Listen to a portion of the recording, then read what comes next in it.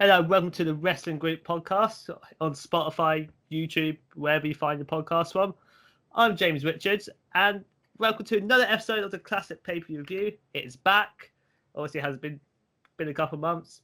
We were supposed to do one for 2001, but that got lost when my computer had a moment. So that's in the annals of history. And today, I've got a special guest. It's not just Ryan Powell with me today.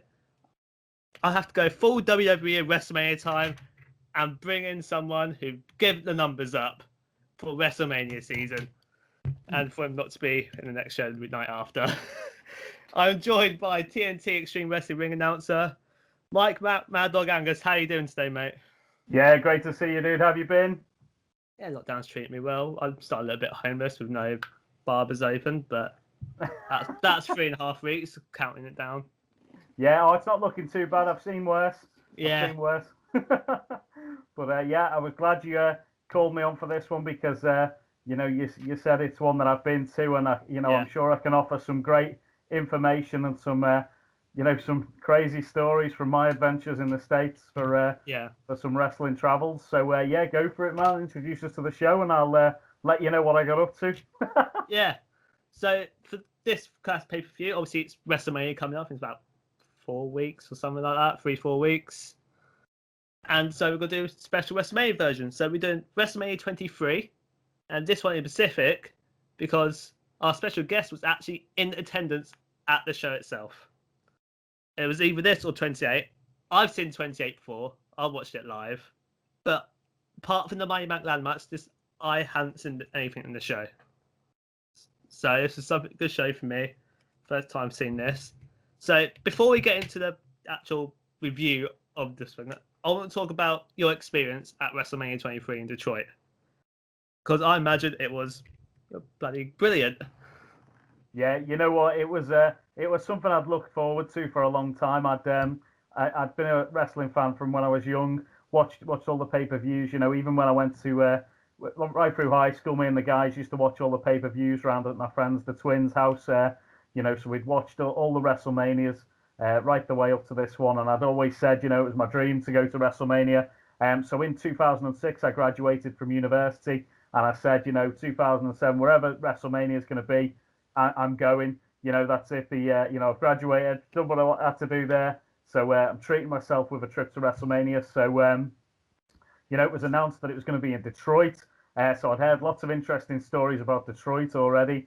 And I thought, yeah, go and check it out. There'll be stuff to do there. And I said to a couple of the guys, who fancies going to Detroit for WrestleMania 23? Going to be like the last of the classic WrestleManias, I thought at the time.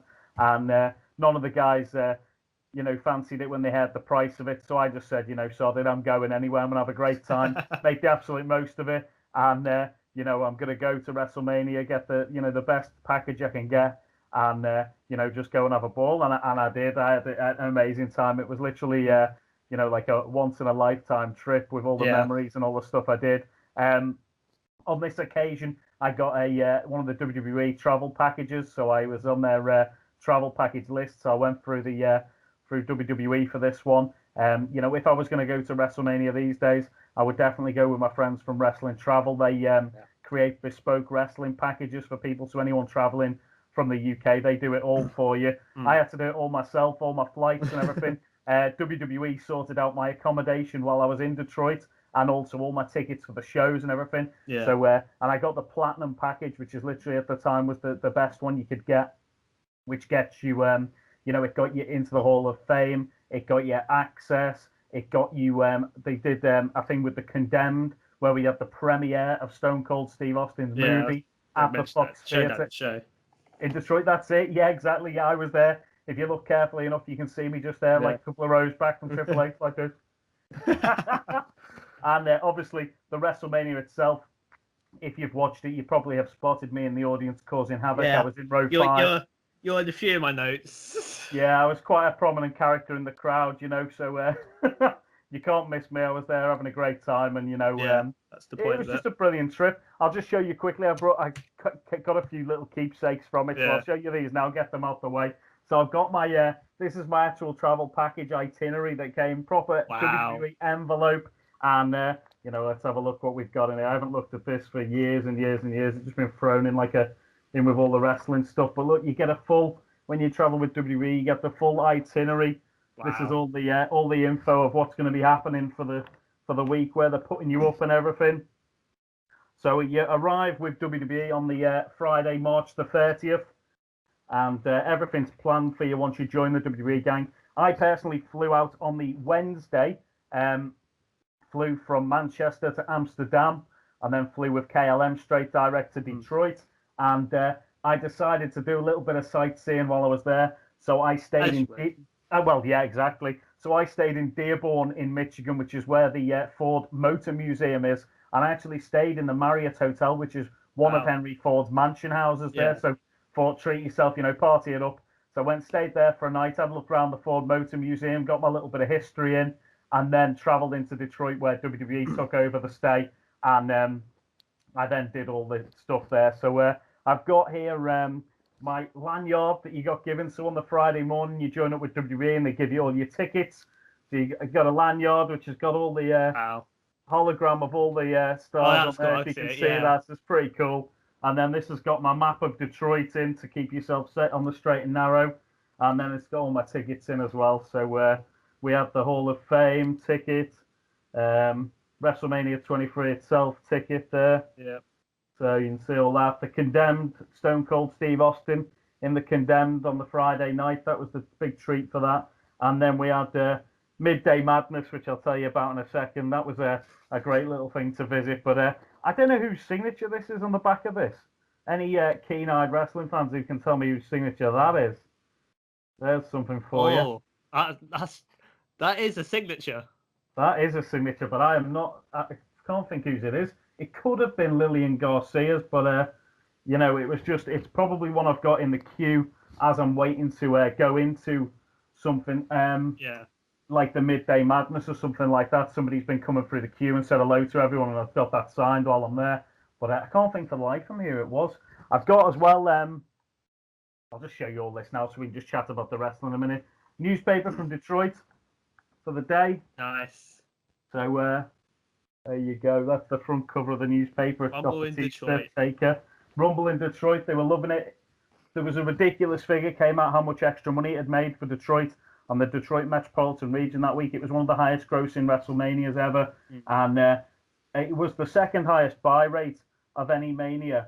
1.2 million people watched this WrestleMania on TV. I got this one. No, at the time, it was the highest buy rate in company history before WrestleMania 28.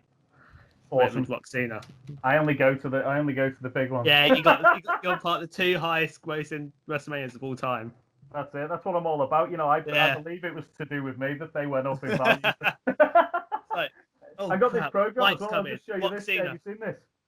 This one is this is the program they give you when you're at WrestleMania, because it's like a program that's got the whole roster in, and this is actually signed by everyone who was in my Midday Madness session. So I'll just see if I can find a couple of good ones for you. So I've got Jeff Hardy's autographed it, and I think this is one of my favourite ones. But can you see that? Oh yeah. Nice little CM Punk autograph on that one. So you've got to get your merch and your memorabilia stuff while you're there and enjoy yourself. There's no point doing it in halves. You enjoy yourself and go and have a great time. That's what I say. And it's everyone I speak to who's been to WrestleMania, it's like a pilgrimage for a wrestling fan. You've got to go to WrestleMania and at least once in your life if you're a wrestling fan, I reckon. Yeah, it's top. It's definitely top of my bucket list to go to WrestleMania. I was so close to getting tickets for myself for Mania 35 in New York. Yeah. I was so close. I thought, oh no, I got bills to pay.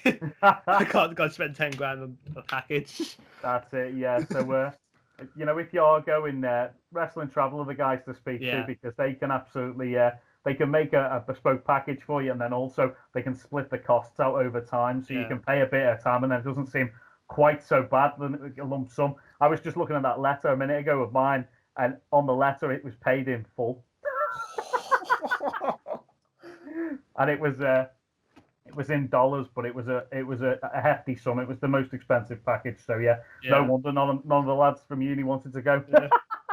It's obviously like the platinum, as you said, nowadays you'll have a lot more. We have like the Hall of Fame, have NXT Takeover, have Mania Raw after WrestleMania, probably SmackDown after WrestleMania as well, Access. So nowadays you sort of get more for your money. That's it. There's all sorts of other packages now, isn't there, as well? I was looking the other year for the like Texas. There was like all sorts of higher tier packages where you could like go and dine with the wrestlers, go on a vineyard trip with people and stuff. And that was they were stretching up to like £3,000 like VIP packages.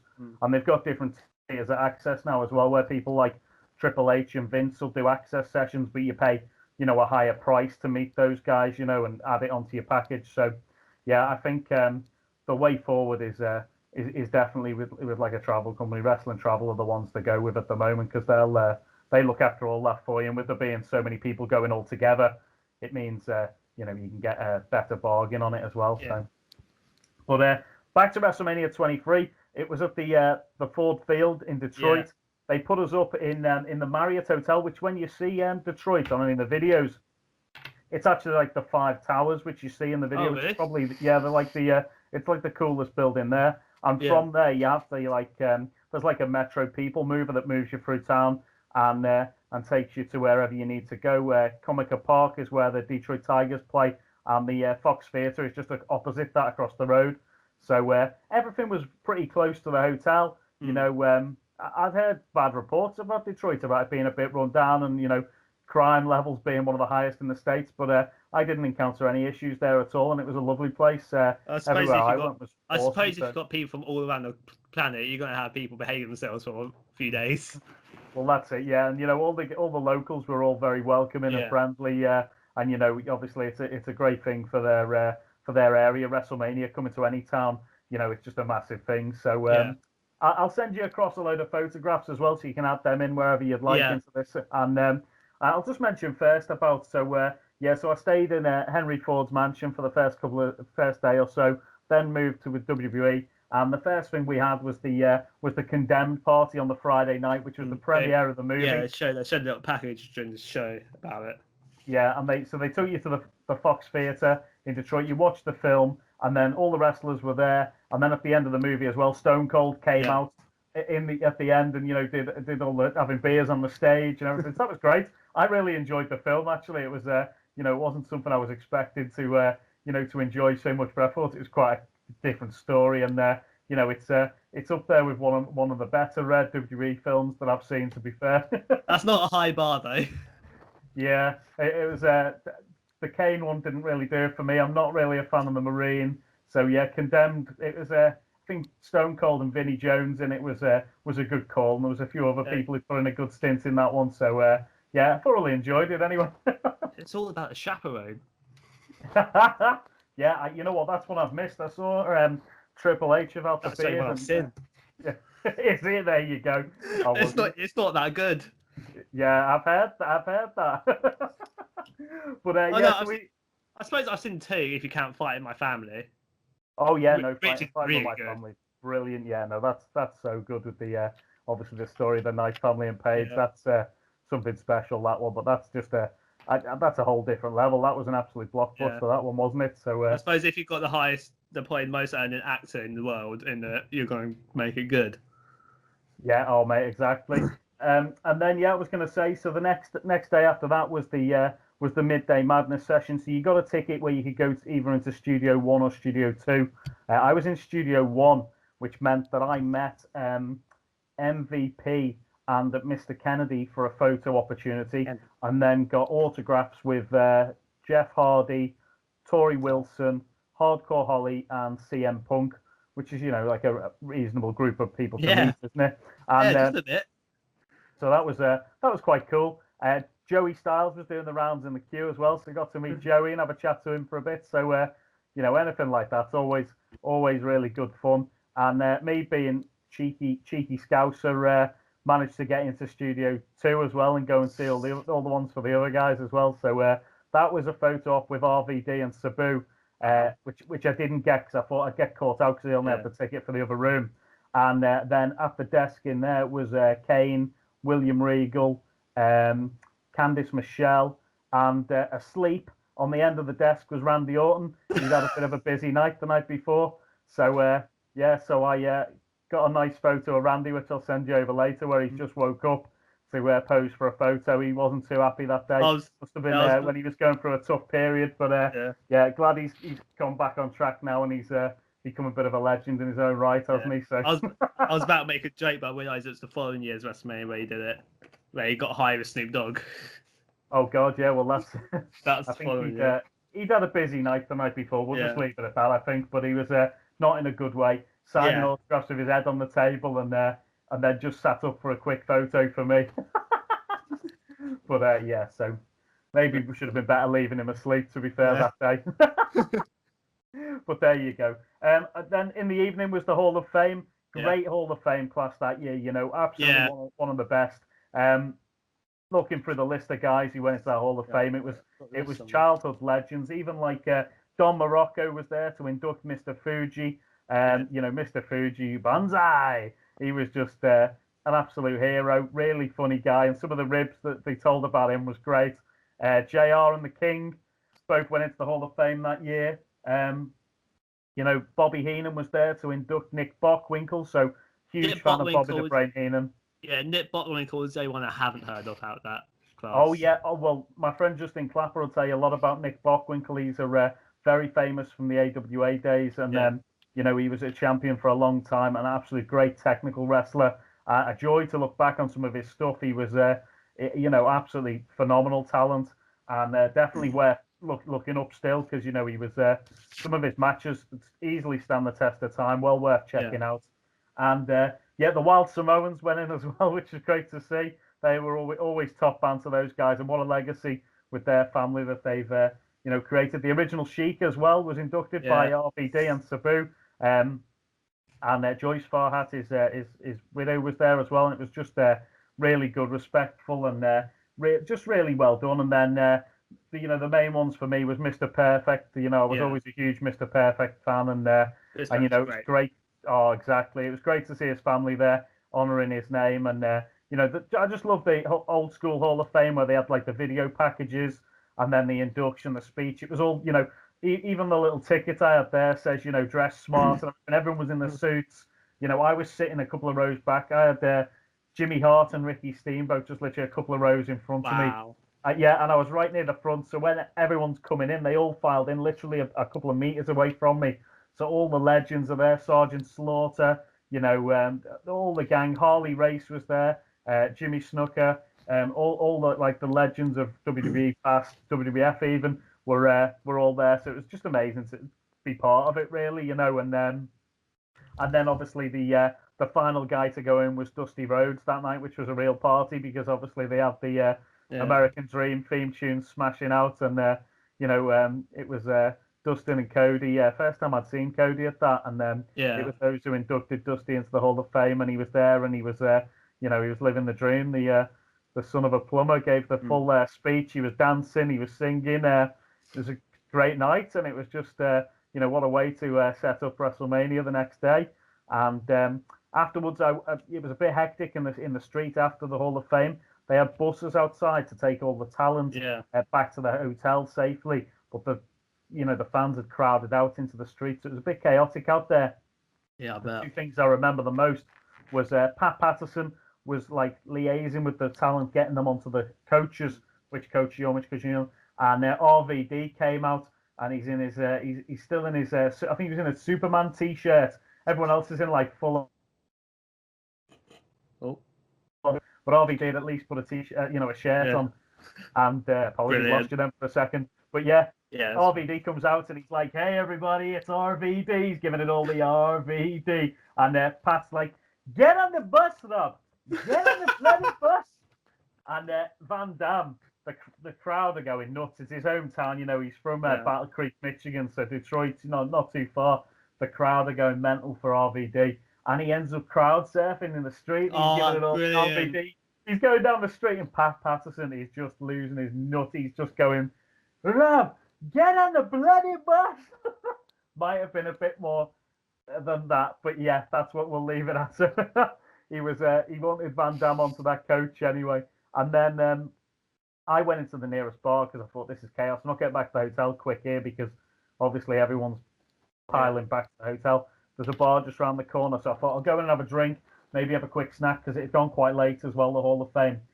So I dived into this nearby bar, and Michael P.S. Hayes was at the bar. Oh, wow. And I said, cheeky scouse again, says to him, "Oh, Michael, what an honor to see you. Can I get you a drink?"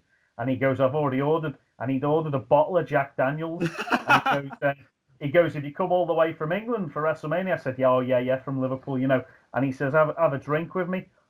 So Michael PSAs, he says, "I've got this old bottle of Jack Daniels." And he goes, "I've just ordered this New York sharing thing for me and the family. Do you want some of that as well?" I was like, no. But anyway, he introduced me to his wife and his friends who were there. He was there with friends. Wow. He introduced me to. I was just like, what is going on here? So it was surreal. So there's a few pickies there of me with Michael P.S. Hayes, and had a drink with him and everything. Yeah, and then it was mate, it was insane. You just can't write these things. You dive into the bar after the Hall of Fame, and Michael and one of the fabulous Freebirds is there. It's just like, it's like you just couldn't write it really and plan it any better than that to happen. So yeah, so I had a wonderful time at that, and the Hall of Fame was great. And then obviously the whole reason you're there though is the Sunday. It's WrestleMania 23 at Ford Field in Detroit.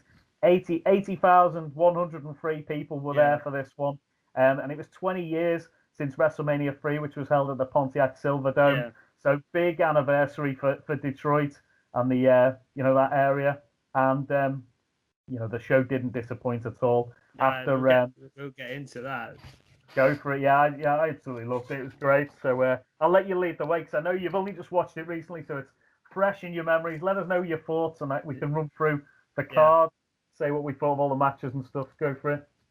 Yeah, anyway, as we said, WrestleMania 23, April 1st, 2007, held in Ford Field, Detroit, with 80,103 fans. That's what WWE wants to tell you, of course. Yeah. It sounded like it.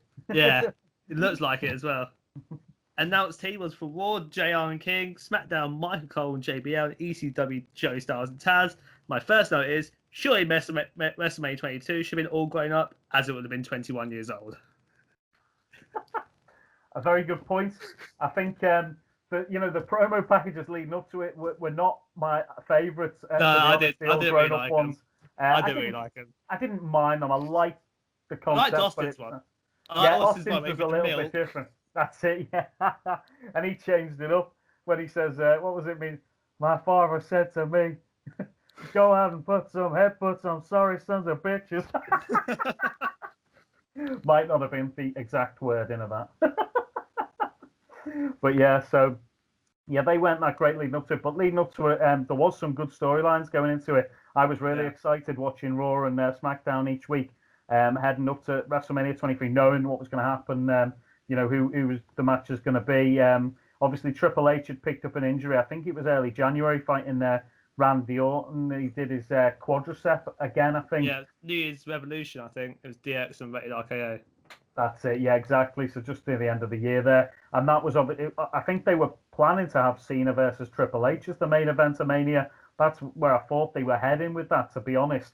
And obviously they have to change it on the fly. And then having Michaels and Taker as the last two in the Rumble sort of showed that Michaels would be the strong one from Raw. But I remember I'd never been able to see The Undertaker live leading up to this, so that was one of my main reasons for going, was to see Taker live and see his entrance, because I've been to about 4 shows in the UK that he'd been advertised for, that he'd either been pulled from the card or had been injured and hadn't been able to make it. Yeah. So that was one of my main things. I've got to see The Undertaker live, got to see Taker, So that's just one of the, as a wrestling fan, you've got to see Taker live at least once. It's just legendary. And the storyline was obviously that Taker won the Rumble, so he flipped Michaels out right near the end of that, and then he best final 2 in the Rumble of all time.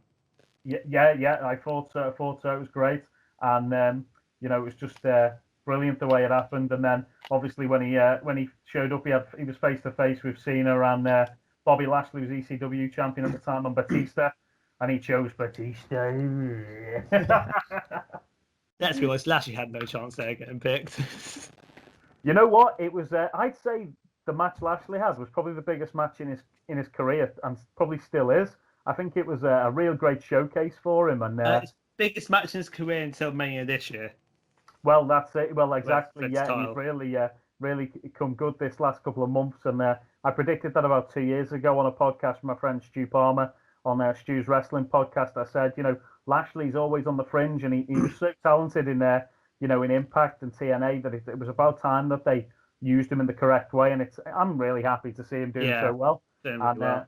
deserves to be champ. He's worked so hard for them, but I'm sure we'll get onto that in a second anyway. So so leading up to the show, I was hyped for it, and I don't think it disappointed, but you've just watched it. What did you think? Yeah, I thought it was a good show. Obviously, there was low points. Obviously, we'll get to them later. Yeah, I thought the show was really good. Not quite like the high tiers of WrestleMania that WrestleManias have seen. Obviously, you got 17, 30, 31, 19, 24. That are like quite upper tier, man. It's just sort of like the middle tier, along with like the 20s, 21s, the WrestleMania 10s, stuff like WrestleMania 18s. It's sort of in that area. Yeah, for me, But it was still really good shows. I thought it was like sort of, in a way, it was sort of end of an era. It was sort of the Attitude Era pretty much gone at this point. It was definitely Ruthless Aggression era. It was a big moment for Cena, who I was not a huge fan of at the time. A fan of him as a person, but the character, not a big fan of having like a character where where it's forced onto you and stuff. Yeah, well, exactly. And it was a character who was driven towards the kids and the younger audience, I think. And like my nephews and people are huge John Cena fans, but just for me, it was a little bit too much for like a more of a traditional wrestling fan to embrace him. And obviously, I was well behind HBK for that one, as they just sort of reformed DX, which was a big part of my like sort of teenage years as DX reformed, and I was loving that. When you'd see it in the crowd, I've got the DX T-shirt on, and it was a great start to the show with Aretha Franklin playing doing America the Beautiful. That was really legendary. Callback from WrestleMania 3. Yeah, and being in Detroit as well, which is like the Motown Music City and everything. That was really great. Great pyro to start the show. Yeah, I was about to say, I think that might be one of the best pyros of all time. I would say they still use it in video packages today.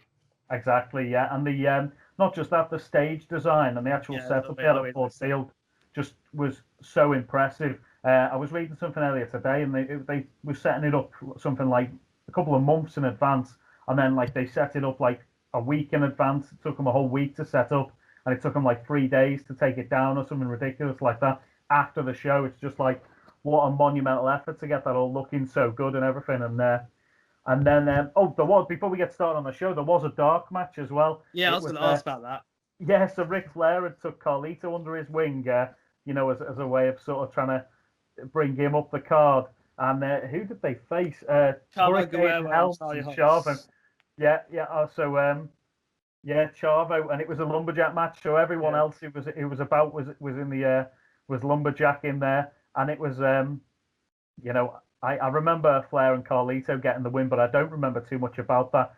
It was great to see Ric Flair. Obviously, I'm a big fan of Ric Flair. What a star. And then it was good to see him sort of back to his old antics. And with him not being on the main card, I think he got up to a few more little antics than normal. There was a lot of wooing, a lot of getting the crowd going, strutting about, falling on his face, all the stuff you love from Ric Flair, the traditional getting thrown off the top. I think he might have. I can't remember if on that one it was where he actually hit a move off the top rope in that match. Well, the year before he took a superplex off a ladder, so. Well, that's it exactly. He's always ready to surprise, but when he actually completes a maneuver off the top rope, that's really shocking. I'll have to watch that one back now and see if that was the one I'm thinking of. I also want to give a shout out to the theme song as well, "Ladies and Gentlemen" by Sliver. Great theme song for the show as well. Yeah, you know what? I absolutely love Saliva, or I did at that time, and I was hoping they would be performing live at the show. To be honest, that was another one of the things I was looking forward to. And then I think the lead singer had a change of heart at around that time and became like a born-again Christian and had to break from the band or something. So I think they had been at one point scheduled to perform at the show. So, that was something I was quite looking forward to. But as it was, what a great tune to go on the show. It was brilliant. Yeah, really enjoyed it. Don't worry, your next WrestleMania, you get Flo Rida and Machine Gun Kelly. Flow Rider was Yeah, great. Flow Yeah, Rider that was was good. when Machine you're in Gun Kelly Miami. was, Yeah, Machine Gun Kelly really got booed out the building at Raw the yeah, next night really badly and got heckled especially horrifically. when he said about Cena being an underdog. Yeah, he didn't have a great trip to Miami there, Machine Gun Kelly, but yeah, it was interesting to see him for sure. But yeah, Flow Rider, that was like the tune of in Miami. That was like the tune of the weekend. So yeah, so that was I can accept that one. But yeah, Saliva was great choice, and really iconic to go with the show. Worked really well, I thought. Yeah. So yeah. All right, let's get into actual WrestleMania itself as we kick off with the third annual Money in the Bank ladder match with Jeff Hardy, King Booker, Finlay, CM Punk, Mr. Kennedy, Matt Hardy, Randy Orton, and Edge. And this at the time is probably the most star-studded Money in the Bank ladder match. Obviously, the year before had it was Lashley, Finlay. So I guess off the top of my head, Lashley, Finlay, Matt Hardy, RVD, Ric Flair, and Shelton Benjamin. Got it. Good, well done, yeah. I And we all know the first one. Watched that for a while. But that third one, what a lineup of talent, and they didn't disappoint. Money in the Bank's a great way to start WrestleMania, and there were so many little bits in this one that we can go back and look at. The Kenton right near the start onto the ladder where he clipped his head on the ladder. Oh God! Still painful to this day. Yeah, we had Finlay flying off the top rope early on. Yeah, and he split his head open as well, didn't he, on the ladder at some point? There was Punk got busted open about a minute in by that tiny little ladder. Yeah, Booker T pulls down that and goes, Tell me I didn't just see that. Yeah. And then he literally wraps it round his head, doesn't he? Yeah, Ed just yeeted it and then sets up a ladder bridge. Wonder who's going through that. Yeah, Booker T goes in a little super kick, does a spin-a-rooney, but then gets squashed by the Hardys. Yeah, and the Hardys go for that seesaw spot, which obviously broke Joey Mercury's nose. Yeah, fine. JBL did mention that. Yeah. So Matt Hardy just wants to injure Edge. We'll get onto that later. Yeah, obviously Miss Kennedy's neck after the Kenton, then the Jeff hit the Swanton. Yeah, Hardy start fighting on top of the ladder, but then Finlay pushes them off. Edge has a spear fest. So Punk counters, and he goes there. I love the helicopter spot by Punk. Yeah, and then he gets speared as well. And the helicopter takes out two others. Almost got that perfect. Very, very clever that. And then there was all sorts going on. Edge obviously got absolutely killed, didn't he, through that ladder by Jeff Hardy, and what was a great spot. Matt encouraging him just to forget about the match that you're in and just get rid of him. This is where I have an issue. I don't agree with JB on commentary often, but when he said, climb the ladder, Jeff, what are you doing? It's like, yeah, what are you doing? Jeff Hardy's just got that in him just to steal the show, hasn't he? Yeah. I'm pretty sure Matt was a heel in this match. He goes to twist the fate Sharmell to buy Book off the ladder. That's it, yeah. So he's just he's Matt, got into business for himself, hasn't he? So yeah, iconic spot aside though, Jeff looked a bit dumb there. But still a really cool spot. Obviously a spot that still gets played nowadays when it comes to ladder matches WrestleMania. It was the first time I think I'd seen a ladder break like that before. Yeah, I think that was the first time. Yeah, they use that quite a bit now, but that was I've not seen that happen before that. But I thought everybody got a decent little shake of the stick in that match. Yeah, I think only Finlay I didn't really get to see as much out of him as I'd like to, because he'd been quite prominent on SmackDown the year leading up to that, and I'd been looking forward to seeing a bit more from him.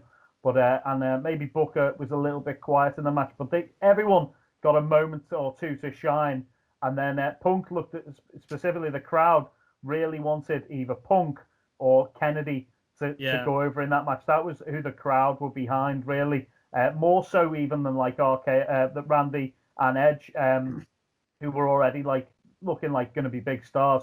Yeah. And obviously everyone in the crowd sort of thought it's either going to be Kennedy to propel him or Punk to propel him at that time, and it was that's how it came down to it in the end as well between those two. And obviously, Mr. Kennedy, after after Kenton bombing Hornswoggle as well off the ladder, which was quite a memorable moment. I popped a lot. Not gonna lie. You can see me absolutely laughing my head off at that moment. But what an awesome WrestleMania moment. I think the whole crowd was on its feet for that. And then, coming up to the end, I think everyone was particularly behind Kennedy at that time. Yeah. And, we still had, I was watching, on RKO and Punk off a ladder. Oh, yeah, of course. Oh, he Booker hit the bookend off a ladder. That was sick. That was a big... Orton had to take a leap of faith there on that one. Yeah. Booker, absolutely smashed it out the park with that bookend. Great stuff. Fiddly Celtic cross mat on a ladder, which looked stiff. Then obviously, I'll put FFS Hornswoggle. Because as people know, I'm not a Hornswoggle fan. Oh, he's a legend. I like his little skits he did. I like him where he was in that hangover thing with it in the circle in AEW, being the baby. I liked him calling out the trash can, and I think it was Impact. I think it was against Brian Myers and Tommy Dreamer, and like Street Fighter or whatever. Yeah, I popped a lot when Kennedy hit the Kenton bomb with the ladder on him. I did. Sorry about that Hornswoggle, but I did. Yeah, I think Punk and Kennedy fighting. Kennedy whacks Punk off a ladder with another ladder to the face. Then Kennedy stiff one. Then Kennedy climbs up the ladder and gets the briefcase. For 19 minutes, 10 seconds, Kennedy wins Mr. Money in the Bank. Yeah, bloody good match. I gave this 4.25 stars, along with Meltzer. I thought really good match here. Really great way to open the show. Definitely great show opener. Crowd's very lively. One thing I noticed with this Mania, the crowd was pretty lively throughout. Yeah, it was. They didn't really die off at all. Apart from the women's match, but we'll get to that later. But I think compared to like other Manias I've seen, especially like the outdoor ones that seem to go a long time, the crowd were kept really captivated by the whole show, and it was really loud in there. It felt like you were at something special, a special event, and it was great. The atmosphere was brilliant, and for that match as well, everyone was just so into it, and people were happy Kennedy had won, and it's just such a shame that within sort of 4 months he'd left the company, hadn't he? And Edge took the briefcase off him, and he got suspended and injured. Yeah, there was a few bits went wrong for him, didn't it? And it's just probably the highlight of his career, to be fair, as well. If someone out there knows, I don't, but correct me, but I'm pretty sure the idea of Kennedy was he's going to cash in Money in the Bank, become champion, or I think it will get revealed as McMahon's illegitimate son, cash in Money in the Bank, and I think main event made with Triple H next year. I think then that might have been the plan. There was definitely big things planned for him because the way they were building him was excellent, and he was very good, and he's delivered since as well on like the indies and stuff, but I just think that was his big moment, and such a shame it didn't work out for him. But it's a shame. I think still great memory. Looked the part, acted the part. His mic work was very good, and looked like he was going to be a big star. So yeah. Yeah, we got the replay of the Condemned shoot, which you went to. We spoke about earlier. Yeah, one of my favourite bands did the tune as well for that little package, Blackstone Cherry. It was Shooting Star of their first album, so been to see those guys about 5 or 6 times, so it was great to have them involved in the show as well. You get Kennedy interviewed backstage. He congratulates himself and puts the other champions on notice. And then we go to our second match of the show. Great Khali versus Kane. What I've wrote down on my notes here is the worst match I've ever witnessed live, and WrestleMania matches. I've seen thousands and thousands of wrestling matches. Yeah, I'm including training matches when people are learning how to wrestle.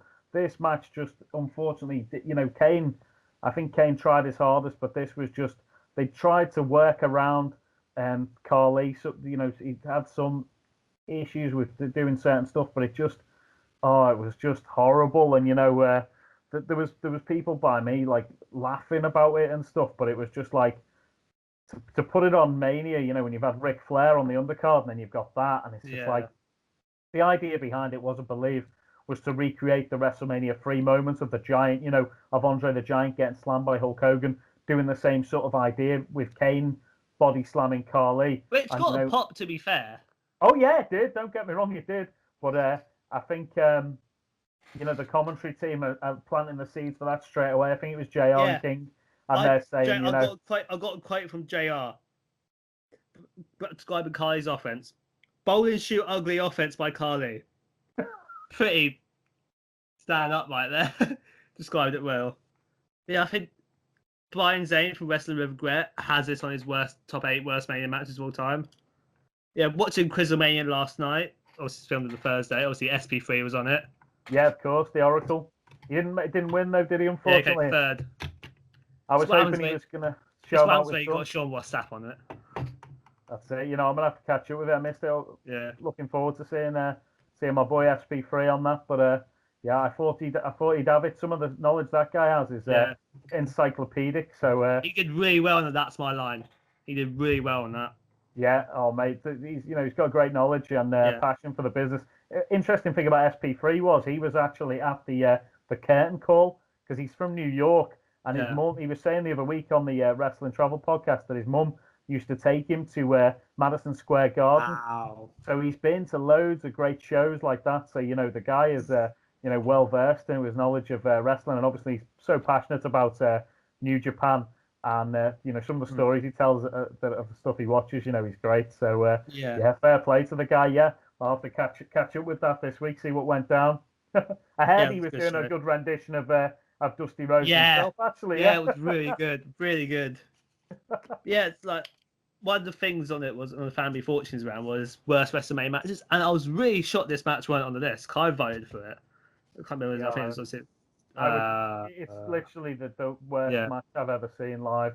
I've seen like matches before Raw in the UK when they're trying out new talent who've just been squashed and stuff that have been more entertaining and better than this. This was a slugfest, but it was clumsy. Yeah, it was clunky. It was just the dynamic was just all wrong. Everything they'd come up with didn't work. They took the bloody big hook out of the film. That I wasn't even a fan of the film. It was just like. The body slam helped it. It was a WrestleMania moment, and it was just. I think they could have done more for Kane, and I think building Carly, trying to build him as this big heel and everything at the time, it worked for what they wanted to do, but it was very forgettable match. And shades of WrestleMania 3 with the body slam was the quote on commentary. There was something there. I think Jerry Lawler said something about Carly having nasty, gnarly teeth that stood out to me on commentary. Well, that was a bit harsh, but apart from that, I think I did see Carly similar to El Gigante, the Giant Gonzalez, such giant people, but he was really sort of cumbersome and struggled with just the basics. Just nothing was going right for him that night, and on such a big stage, you'd want it to be fair. But there should have been more put into it to help them. You know what I mean? Kane did what he could, great wrestler Glenn Jacobs, and he's had such a great career, and it was just it was such a shame. It's a tough one for him to be in there with that and try and make the most of it. And if I'm not mistaken, let me just think back, was it that show or 28 where Kane had the pentagram firework on the stage? Because it was one of the shows. I think it was that one. The reason I think it was 23. Yeah, because Kane and Orton and 28 was outside in the daytime. So so there wouldn't have been a it was at 23. And I'll tell you what, it isn't on the footage, but that pentagram he had was like a structure which was like caught on fire. But it actually did catch on fire. Oh, really? Yeah. It was on like the set was on fire, and they were, while the match was going on, they were fire extinguishing it and all that, and big chaos and all that. Yeah. So off camera, I'll have to watch it back again, see if you can actually see it. But I remember being there, and we were all saying, "Oh, the bloody pentagram's gone up in flames," and it was, the big thing was all up in fire and everything. It looked like it was going to be chaos. See, they obviously had to extinguish it, but that's something that you wouldn't know unless you were there. That had happened. Stuff like that, you see the whole crowd in the hard cam just look over there, but don't think I saw that. Yeah, I'll have to watch it back again to see what the reaction is. I've got the DVD. I'm not sure if the DVD footage is different than the footage I was watching. It was the footage off the network. Yeah, I'll have to check both and see. Yeah, definitely. But it was on fire. Wow. Yeah, one thing I got in this: Kane's old theme is really good. Oh yeah, Kane has had some great theme tunes and just great outfits as well. You know, Bad Bunny obviously modelled his most recent fashion faux pas on it. But Kane, what a star, and you know, involved in some great stories. But that was unfortunately not one of them. Yeah. Carly hits the double-handed chokestab, or as we call it, the Punjabi plunge, for the win. I gave this 1/4 of a star. Even that looked rough. Kane's head hit the mat. Yeah, that was horrible. Yeah, it just wasn't for me, that one. But you know the rules. If you're at Mania, you only leave your seat to get closer to the front. You don't leave your seat to go to the bathroom. You don't go and get any snacks or anything. Once you're at Mania, you're there for the whole show. That's my rules anyway. Might struggle with that nowadays. Yeah, no. Well, even 28, I managed it. Nowadays, yeah, if you've got to go home and it's on the next night. Yeah, Dave Meltzer gave this -1 star. Went negative. 5 minutes 31 short. It was These bad. were short. It was really bad. So bad. So up next, we go backstage. We go backstage with Eugene getting consoled by Climb Time, rest in peace, Shad, for Royal Award 2021. Definitely got to be. They're condoling Eugene because he got his head shaved by Vince McMahon on Raw. Of course. And they take him to Extreme Bose. Obviously, ECW. If it's Kelly, Layla, I'm not sure who the third one is. Brooke Adams, I believe. Yeah. Yep. Then Eugene says, "I don't want them. I want Maya Moolah." I was like, "Oh God." As any sensible gentleman would. Yeah. Then we have Reverend Slick comes in and starts joining him. Then also have Dusty, Pat Patterson, Slaughter, IRS, Joe Briscoe, Jimmy Hart, Mean Gene, Steamboat, all joining dancing. Then one Simmer says, "Damn." And then they start carry on dancing. That's it. The Doctor of Steel Slick started it all off. But the more I watch that sketch, the more I enjoy it. At the time, I was just befuddled. And but to see all them legends and, you know, just the characters there and see them enjoying themselves now, the more I look back and watch it, the more I enjoy it. So, top banter. And, you know, unfortunately, we've lost a few of them out of that bunch. And, Dusty, you know, just to see them enjoying themselves and, you know, still involved. They are the legends of what's built this sport that we love. And, you know, great to see them involved and great to see them having a great time with the camaraderie between the legends is one of the best things about pro wrestling. And to see them all still involved and part of the family, stuff like that, to get them involved, you know, it's like, it may not have been the best idea or concept to bring them in, but it's, when you watch it back, it's top banter. You've even got IRS dancing with his briefcase. Sarge is there, you know. It's I think Mean Gene might be in there somewhere as well. Yeah, I saw Mean Gene in the background. But yeah, just great stuff, and even their Crime Time sort of having quite a big push at the time. Yeah, some of the stuff they did was great. You know, I remember we would just thinking they were really good. Live series, we would just forget about that. But other than that, that was stupid. Yeah, but throwing their clothes out and all that, that was really odd. Dildo as well, or something like that. Yeah, well, there you have it. They just make Lita look good on their way out, I suppose. Well, who knows? But but I think a lot of stuff Crime Time did at that sort of stage. I'd never really watched Raw or Nitro every week back in the day. I'd catch it when I could, but it was sort of Friday nights. You'd see it in the UK, and I'd watched through the Attitude Era sporadically. But when I went to university, so 2003. I'd watch every week because I had like Sky in my university house. So Crime Time coming through and people like Shelton Benjamin, that's when I was sort of watching Raw religiously live every week because I could, you know. And in Leeds, where I went to university, we used to have a nightclub which did all you can drink, and they had a revolving dance floor, Bondi Beach Club. It was £10 on a Monday night. So I'd go there and then get off to go and watch Raw, but I'd be, you know, wrecked. Like all you can drink party. and whoever was there would come back and watch Raw. We'd all watch it, So through that stage of time, I must have watched Raw every week. And Crime Time were featured on Raw. I think they were on SmackDown and Raw around that time, but they were really heavily pushed. And it's just such a shame they didn't get to do a bit more themselves, unfortunately. But that little segment, it is what it is. It was good fun. Good to see legends there. Yeah, and, you get one every year. Watching back now to say I was there and saw that, it becomes something more than that. It was actually good banter. So yeah, we'll let them off with that one. Yeah. What did Meltzer give that in stars? And I haven't got to observe it yet. No, and I forgot to do this resubscription to that. I do want to know what he said about that, but I think he would have enjoyed it. That would have cheered him up. Seeing the legends there enjoying themselves. So. As we head into our next match, the United States title is Chris Benoit defending against MVP. Obviously, we all know what happened with Chris Benoit. I always talk about the talent, not the person. As a talent, absolutely fantastic. And this was actually a pretty good match for the time it got given. Obviously, MVP came as cheerleaders. This is obviously part of MVP's first year. He had big feud with Kane at the end of 2006. Had an Inferno match, Armageddon. Played in street fights and steel cages in 6 months, as you do. I thought they did a good job of building him. I thought when he first came in, and he really looked like a good talent.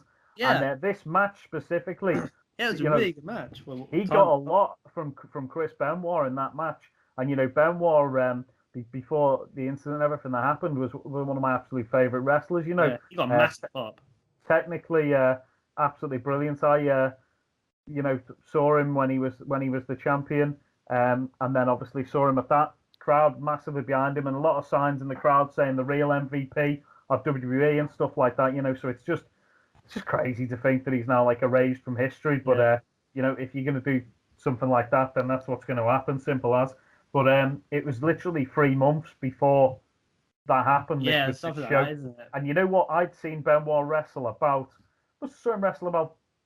between 5 and 10 times live, and he'd always put on one of the matches of the night. Yeah, a lot of the cards I saw him on, he was on with Eddie Guerrero and Kurt Angle. Yeah, and that always helps. That's suddenly though you raise the bar, don't you, on the whole show? So it makes show stealing the night a lot tougher. But Benoit always delivered, technically and just intensity in his matches and everything. Very vicious. But this night, I thought he looked a little bit off. If you watch, he hasn't quite got whether he's annoyed with the booking or whatever. But I don't know. I don't think it's got to do with the booking. I don't know. He's not quite himself, and he certainly isn't showing the character that he sort of normally does. But I think he does a great job working with MVP, and it was a really good match for MVP. King does a good job on commentary, building up the fact that he's reversing so many of the technical holds, and it's a lot more of a technical match than they were expecting. I did put my notes. Good match wrestling to start with. MVP actually holding his own. Yeah, and he looked decent, and then a lot of people in the crowd before it, I don't think I'd seen much of MVP leading up to this, and people were like, "Oh, he's a Power Ranger, that's his gimmick." Basically, he wore the suit to cover a tattoo, I believe. But but people were like, "Yeah, he's a Power Ranger." But I'd met him on the Saturday, the day before, and he was dead sound. And I was glad to see him have a good match. And I thought it kept Benoit strong, winning, and it made MVP look $1 million. Yeah, MVP big entrance for him. Nothing I can complain about really. A little bit of a short match. But 9 minutes 19. That's it. Yeah, he had an answer to a lot of the stuff Benoit was doing. Benoit, one of the best technical wrestlers ever. Yeah. And I hold him up there with Bret Hart, Mr. Perfect, people like that who are technical master classes. And such a shame what happened. But big headbutt at the end to finish that one off. Yeah. It's always hard to watch. It is. It gets hard every time, and especially after watching Dark Side of the Ring, the documentary, and things like that, to know that the damage that guy had done to himself, and just seeing him in that match, he just looks off, and just me think it makes you think, is Yeah, I that remember like something to do with what's going on? And yeah, the dark side of the ring sort of said like Benoit wasn't himself after Eddie died. Was never himself again after Eddie. I've got a piece So of footage that I've shared before. I'll send it to you to see what you think. But I was at Sheffield for SmackDown. I believe it was the week after Eddie passed away, and I've got some footage of all the wrestlers after they'd done something in the ring, like a tribute to Eddie after the show, and they had like posters that fans had brought and made. Rest in peace, Eddie. Everyone, the crowd. It was one of the most emotional nights at a wrestling show I've ever been to. And I'm filming as everyone's coming out the ring, and Chris Benoit walks right past me, and he has got just like the most sombering look in his eyes, and he's looking into space. He's not there at all. And, yeah, you sort of see him openly weeping that Eddie tribute show. That's it, and it's I'll send you that footage over to have a look at, because honestly, it's haunting. And to think, that guy needed after what happened there with Eddie, he needed to go into like counselling, and that nowadays it's mental health issues and stuff are a lot more, and concussions are a lot more better looked into, and people are protected better, which is a good thing. And mental health is something that's looked at in a lot more of a serious manner. Whereas then, it was looked at, he's a tough guy, he'll be fine, and he was not fine at all. Yeah, I think you can't make excuses. No, you can't. Obviously, but even so, that it should have been. He should have had time off after that, grief counselling, full on mental health, and if that had been investigated further, then he should not have been wrestling at that time, and he certainly shouldn't have been hitting diving headbutts, because the damage he had done to himself with concussions or whatever was obviously very severe.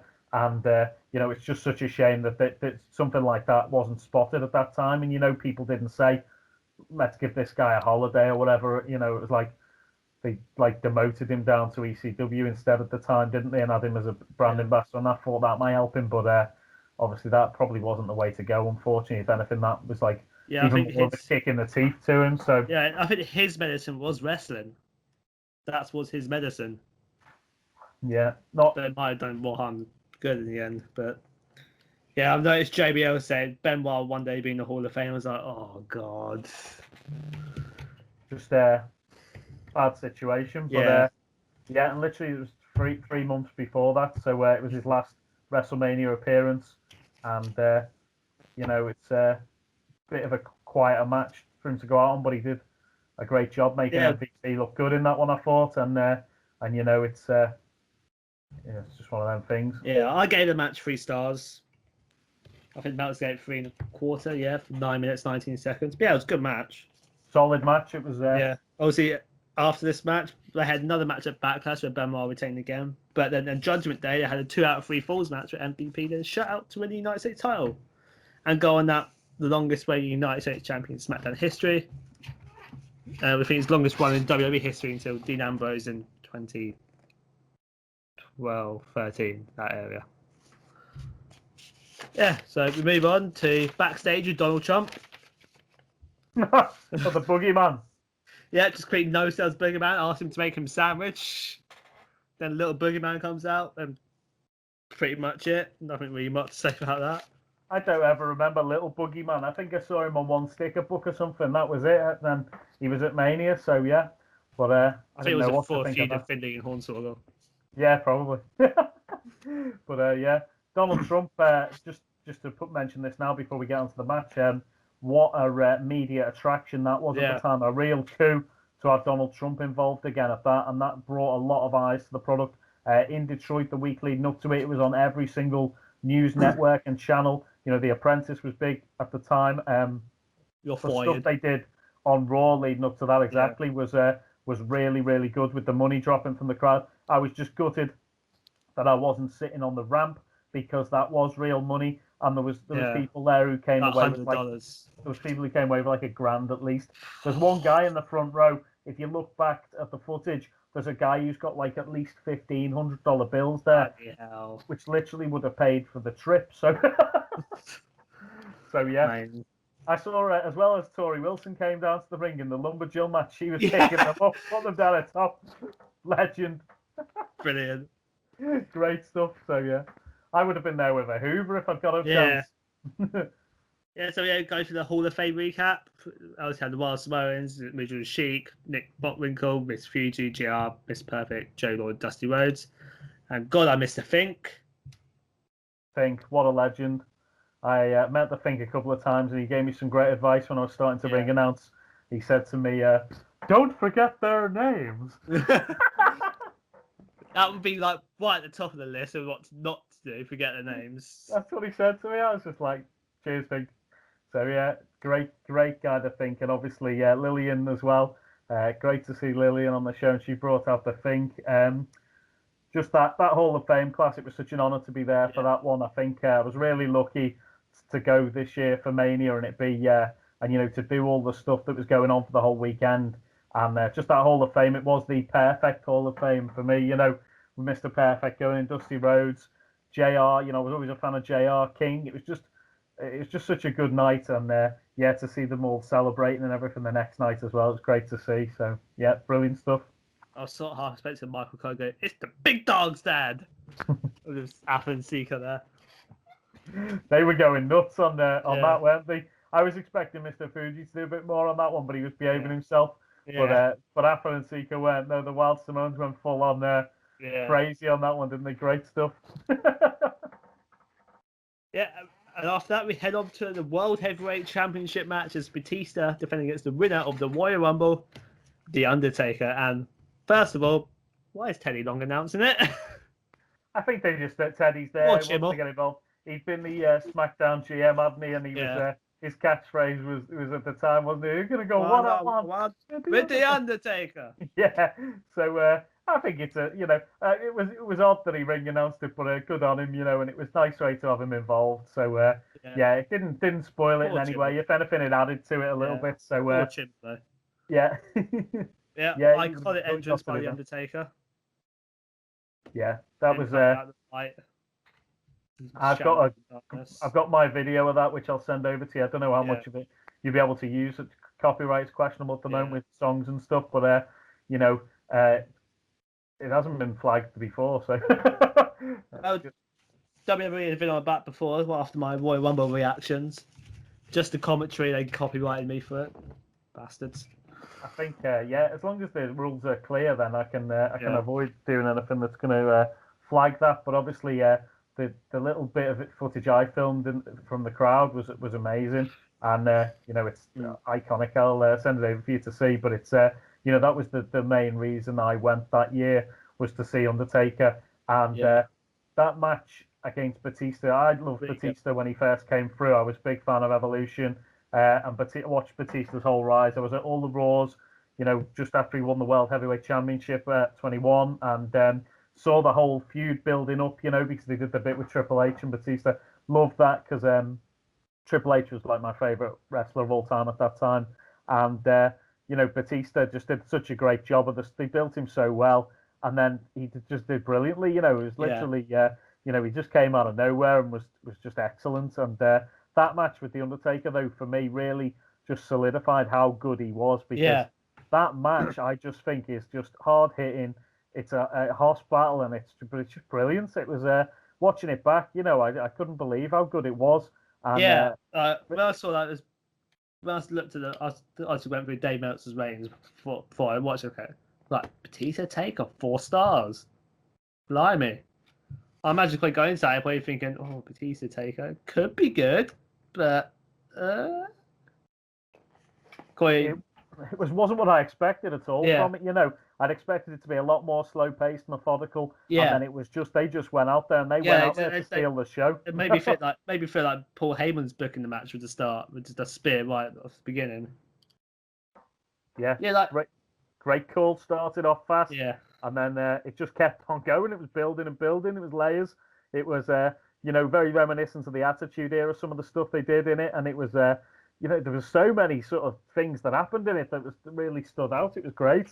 I have wrote in my notes, Teddy Long ring announcer's player. I think this sort of like started Undertaker's streak in the streak, where it was just every Mania was banger after banger after banger. You had the Batista, Edge, double with Michaels, double with Triple H, CM Punk, all in a row over the space of 6-7 years. Insane. He's produced banger after banger. It was just, but that match, I wasn't expecting it to steal the show at all.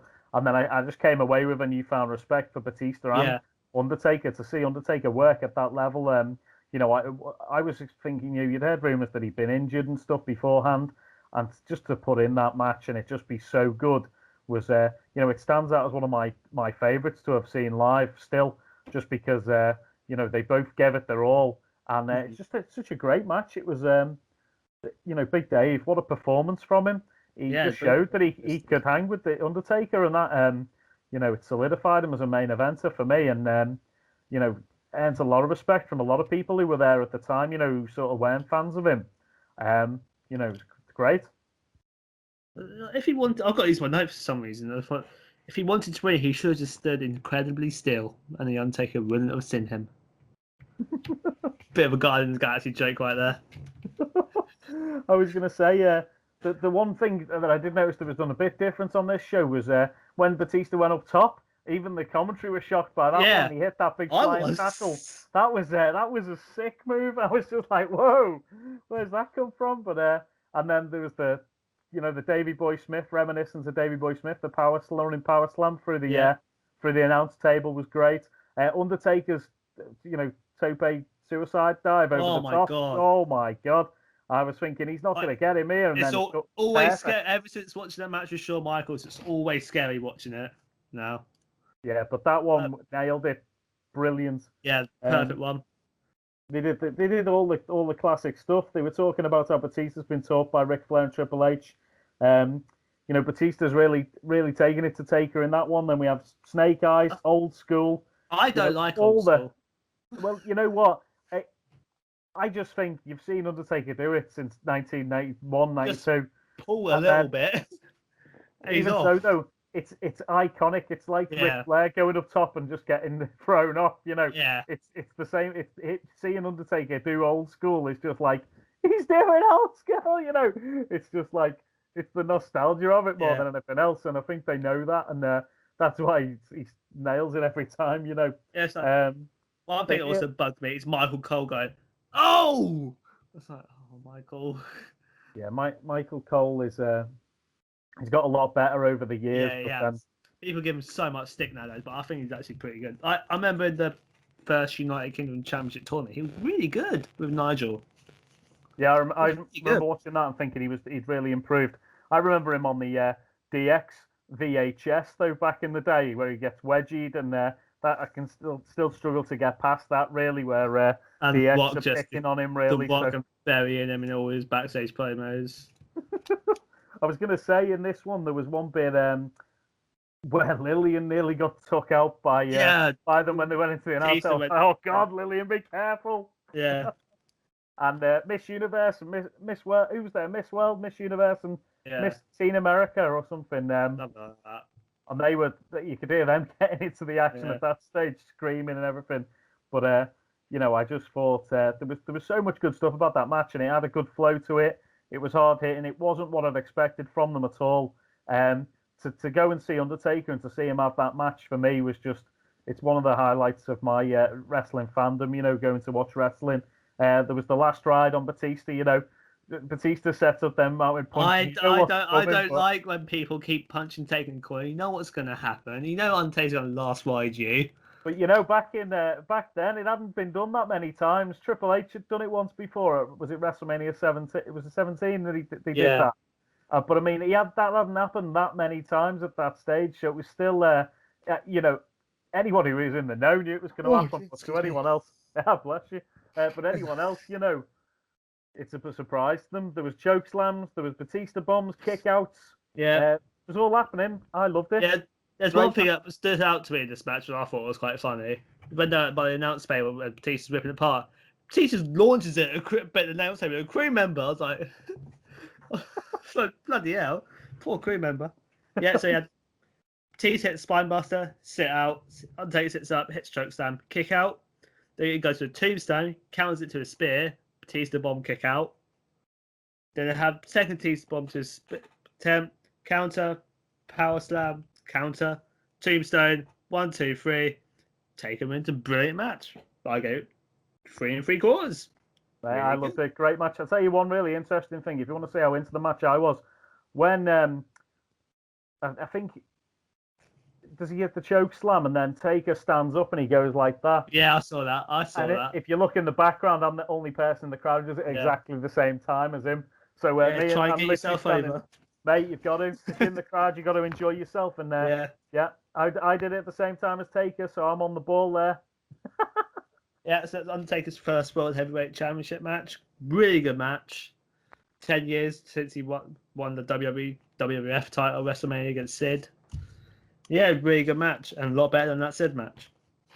Definitely. And I'm just to be there for that moment, going to, my main thing was going to see Undertaker, to see his entrance and everything, and then he wins the title. It's just special moments. I'm just thought, I've got some cracking videos and photos from it, and I had a great time, and it was, for that to have happened while I was there is a be part of wrestling history, So so I'm dead happy that I picked this one to go to, and that happened while I was there. Feel honoured that I was there for that.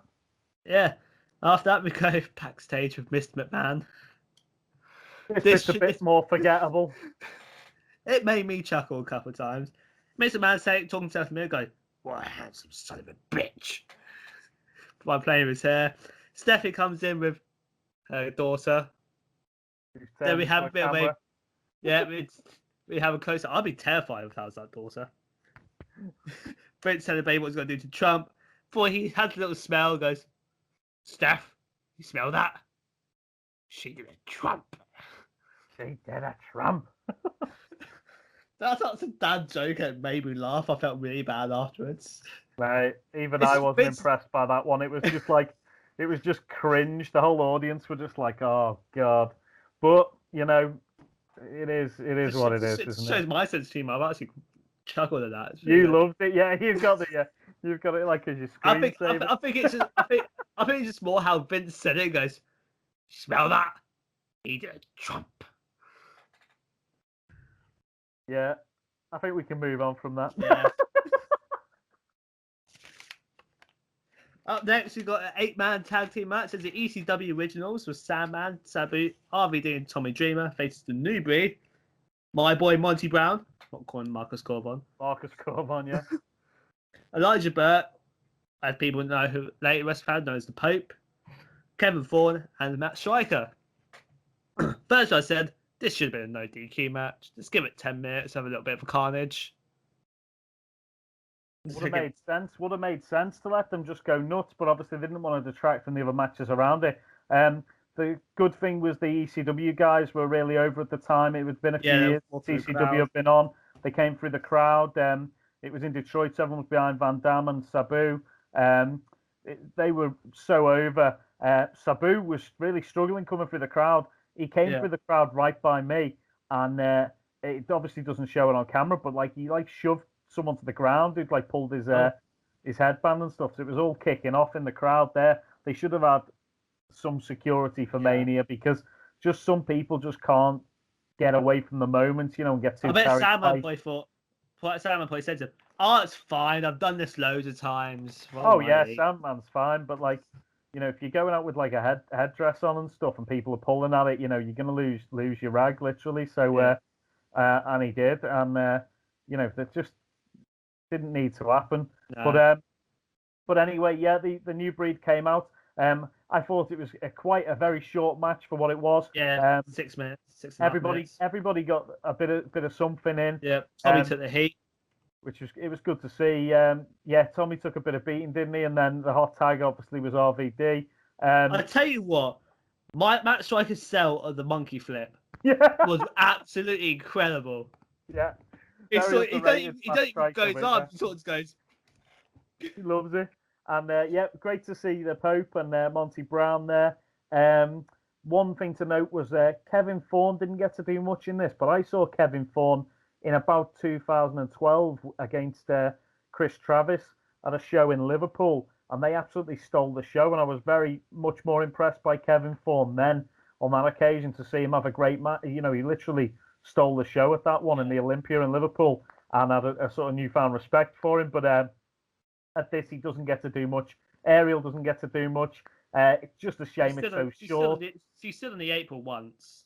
Yeah, and and the biggest travesty in this match, there was no pounce by Monty Brown. That it is strange that didn't get put in, because everyone else sort of gets stuff in. Sabu's flip over the top is potentially horrific. He nearly lands on his head. You can't have a match without Sabu botching. Yeah, and Sandman always tends to do something quite funny. His just sort of the way he does things makes me giggle sometimes. Yeah. The clothesline over the top, and he managed somehow to rip out all of the Pope's beads out of his hair. Yeah. I don't know if you've watched it carefully, but he manages to rip out a whole row of his hair, which must have absolutely killed. And then beads just went everywhere. It was like, oh no, classic Sandman. It always reminds me of I think there was a match, Sabu versus Sandman, in was it the one where they had the barbed wire crown they had to climb up the ladder to get, and Sabu went over onto the guardrail and broke his jaw, and then taped his jaw back on and all that. But I think it was a barbed wire match with Funk where he sliced open, I think it's his arm. Oh yeah, I've seen that. Gets tape and just to be wired. Oh, that's it. Yeah, they did a few, but there was one that really stands out for me. It could have been guilty as charged, where Sandman's climbing up the ladder, and as he's climbing up the ladder, he's shaking the ladder more and more. But the ladder's already got broken earlier on in the match, and as he's climbing up, trying to show the emphasis on climbing the ladder, he's causing it to sway more and more. And when he gets to the very top, it sways so much that he falls through it, and he breaks the ladder. And they didn't have a spare ladder, so it's just chaos. But yeah, you know. Yeah, I think it could go 8 to 10 minutes of just a little hardcore match with weapons and stuff. Yeah. It only needs 10 minutes. You don't have to take it that long. You could have took 2 minutes extra on that and made it just a bit more monumental. As it was, the New Breed really didn't get to do too much. They looked all looked pretty good. Made you want to tune into ECW on Sci-Fi and see what they were going to do next. And the originals looked great, in what they did. It was very limited, very rushed. But, it was a nice moment for them all together in the ring. And you sort of thought, oh, here we are, ECW's back. There you go. They're getting showcased a little bit. They've not had long, but it was something. And a lot of the fans, even though it was short, would have gone away and been like, oh, well, that was a nice gesture anyway to see that. And for people like myself, who was a big ECW fan, it was just great to see them all there, on a big stage. And it was probably one of the biggest matches they've all, biggest crowds they've all performed in front of. To be fair, ever. So it's probably a huge moment for them as well, really. Yeah, it's so what was that? This feud obviously went on until the summer. I think it culminated at One Night Stand and it was an 8-man tag team tables match. I'm trying to remember who's it. Yeah, I think it just literally just swapped. It was a 6-man tag team tables match with Sandman, Dreamer, and Punk versus Large Bert, Matt Striker, and Marcus Corbon. I think that's where the feud ended. Fair play. I gave this 2 stars. I think Matt gave it 2 1/4, something like that. Yeah, it was a bit short, but bad. Nothing wrong with it. Yeah, it was just great to see them on a big stage. That's to take away from me. It was congratulations to them. They did great in ECW, and then a couple of years later, they're getting showcased on WrestleMania. So great stuff. Now we head on to the main attraction of the show, Battle of the Billionaires. Umaga represent Vince McMahon, Bobby Lashley represent Trump, hair versus hair. And Todd Grisham, for some reason, is narrating the video package. Good for him, I guess. Got to do something. Good to get him in there. Oh, Umaga's so good. I miss Umaga so much. I think he's so underrated. Yeah, it's such a shame. He passed away 2 years after this, but I think this was Edward Fatu, Umaga, one of his best matches. I always remember the match he had with that was one of his best matches. But this one, really stands out for me, and for Bobby Lashley as well at the time. He was getting a really big push. I think if I remember correctly, Bobby Lashley had done something with a Big Show, whether it was just before this in the UK or whether it was just after. I can't quite remember. But I either went to WrestleMania Revenge or I'd seen ECW as part of a different show just before. But Big Show's off TV at this point. Yeah, so I don't know whether Might Bobby be Lashley and Test. Big Show. Maybe do some test in January. Trying to think whether it was a little bit after this. Then maybe it was WrestleMania Revenge. But I seem to remember Bobby Lashley facing Big Show in the UK when it might have even been a dark match or something. I'll have to look on my on Cage Match or something and check it out. But yeah, I definitely saw them fight each other at some point near this. But for Lashley, I think this was one of the biggest points of his career. And as we said before, the media attention that Trump brought to it, and having Stone Cold involved as well, it was really a coup for WWE and McMahon. Obviously Trump had been at WrestleMania 4 and 5 when they'd been at Trump Plaza, but then his star had grown, and obviously Vince and the McMahons have always been behind Trump, and for better or for worse, funded. Well, at the end of the day, it's all about business, isn't it, for those guys? Yeah. And they're, what helps him helps the other. So yeah, obviously Trump declared wrestling an essential business in the middle of the pandemic, but well, that's it. Vince has been one of his main backers, and Linda's been involved in politics as well. So, but at the end of the day, that's a wise move by both of them, business wise, and it's obviously on this occasion it was huge business for them. It was on all media channels. It was all over the papers. It was an absolute great shout. And now anyone says, "Oh, you went to WrestleMania 23," all they remember is Donald Trump was there. Mm-hmm. He got stunned. Which was the worst sell, Trump or Linda? Yeah, Trump's wasn't great. It wasn't great, was it? Unfortunately, but I thought his little beatdown on Vince, the hostile takeover, was good banter. But apart from the right hand, him going. It's not a train. The clothesline was alright. I'll give him props on clothesline, but the right hand was a bit. Yeah, it wasn't the best, but I think he really embraced his role in this and was top banter as part of it. He knew exactly what he was doing, and bearing in mind what a couple of years later he was the president of the United States, it's like good on him to have a bit of a laugh and get involved, and it helped his mate out, didn't he, Vince? And as well, obviously, the Battle of the Billionaires, it was huge, and the match itself, watching it back, it wasn't bad. It wasn't bad. Good. It flowed well. It really showcased Lashley and Umaga both looked decent. Some horrific bumps in it. That bump that Umaga took over the top. Oh my god! Bloody hell! Was crazy. And then Lashley took one, nearly went over the barber. The only thing that really annoyed me that was like, why did think about it? That barber shop coming out on the stage, you could have given the ECW originals 5 more minutes than having that thing coming out to like hokey music. That was like the only thing that really annoyed me. You could have had the match before going extra 5 minutes. That barber seat didn't need an entrance. It was just like, that's not. Where's that come from? That entertainment factor where you think a barber chair coming down the maybe chuckle a little bit, but maybe Chuck. I wasn't happy about it though. So it's sort of like things like, what's the barbershop getting done in bloody entrance? Rob Van Dam and Sabu have just had, 6 minutes for the last match, and then you have a barber chair that comes down for 7 minutes. Sorted out. This whole segment took up a lot of time, though. That's what I mean. It didn't. It was good. It was good. The match itself, but like, there's. And I think one just thing the as well. intro's like 15 minutes. Well, that's it. And Armando Alejandro Estrada didn't get a look. He didn't do anything. Alejandro Estrada. Rada. He didn't do anything, did he? Vince was he got beaten up. That was it. Oh yeah, he did get beaten up at one stage, but really that was he'd been pretty good on TV, like with Umaga up until that. And I did like his catchphrase. He extracted his name. It was just one of them though as well. It sort of made you think, Umaga doesn't really need him with him, does he? So it's just like you can just go without even using him at Mania.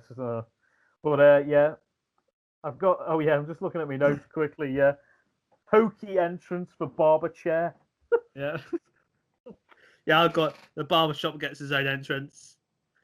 I've got also one more thing. Mike doing a new Umaga pose during his entrance. What's that? I saw you go, yeah, when Umaga did his blah. Hey, you go to WrestleMania, you just enjoy yourself in it. You know, it's that's one of the things. Not many people, you know, just go and enjoy themselves. I do. Yeah. I just have a good time, whatever I'm up to. You know, there's no point going and doing it half-assed. Yeah, I think I went to a Riptide show in Brighton a couple of years ago. Oh yeah. The match was British Strong Style against Candice LeRae, Colt Cabana, and Joey Ryan, I think it was. Oh yeah. And the referee had a little thing with the referee where the referee pinned Pete Dunne while he was United Kingdom champion. I remember saying that actually. Yeah. Yeah, I started a you watching Vince McMahon chant during that. That was brilliant. And stuff like me and my mate at a TNA show, I think it was Kenny King or something like that, had one of the briefcases. And I started going, a briefcase wanker. I got it. I mean, yeah, I've had a few things like that, definitely. But no, great stuff. And yeah, I just think leading up to this match, I was going to say, they just to hype it up even more. I think Lashley was the first person to break the Master Lock, which they didn't even really mention on the show. Chris Masters' Master Lock was like the Master Lock challenge was quite a big thing at the time, and I think Lashley had been the first person to break out the Master Lock, if I'm not mistaken. Sort of bury that under the rug. Exactly, like just a couple of weeks before, just to hype that up. Obviously, Eugene had his hair shaved leading up to it, just for but that's no what particular people reason. talk about. That's like they shaved Eugene's hair just for no reason, just to hype this up even more. It was like it was already over when you got like the biggest TV celebrity involved with it. You know, you didn't need to shave poor Eugene and break the Master Lock. You know, don't waste all your storylines on it. To be fair, if we didn't get Eugene shaving his head, we wouldn't have got that segment later tonight with all the legends. Oh, well, Just exactly. say that started with Eugene being upset. The Doctor of Stizzle. Yeah. But the match itself, I thought was great. They did lots of shenanigans. Lots of shenanigans, yeah, and it's keep the crowd invested, and the crowd didn't really go flat at all right up until this point. It was still no worries. We had a busy day, man. Yeah, working. Oh man, I've just I've had a bit of a hectic one, but back to it anyway. I think good match, lots of shenanigans. Yeah. One thing I like to see was lots of photographers ringside. It was getting covered for the media. I like to see that, and there's that whole night as well, not just this match. That's it. Exactly. Cena Michaels. Yeah, great stuff, and that just brings back the legitimate feel of it. And I think more stuff like that should be allowed to happen. And I just like the sort of some nods to nostalgia and old school. I like, and something like that. I just think it makes it more legit, and it's cool. And then obviously then photographs are getting used all over the world. Great stuff. Yeah, that's one thing I noticed. There's a double down. Austin counts to 10. Goes, nah. A whole crowd gets up and goes. And Austin does don't count outs.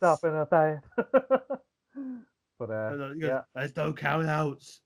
Obviously, at the beginning of the match, Austin gets physical with both Margaret and Lashley as they both beat in the corner of ropes.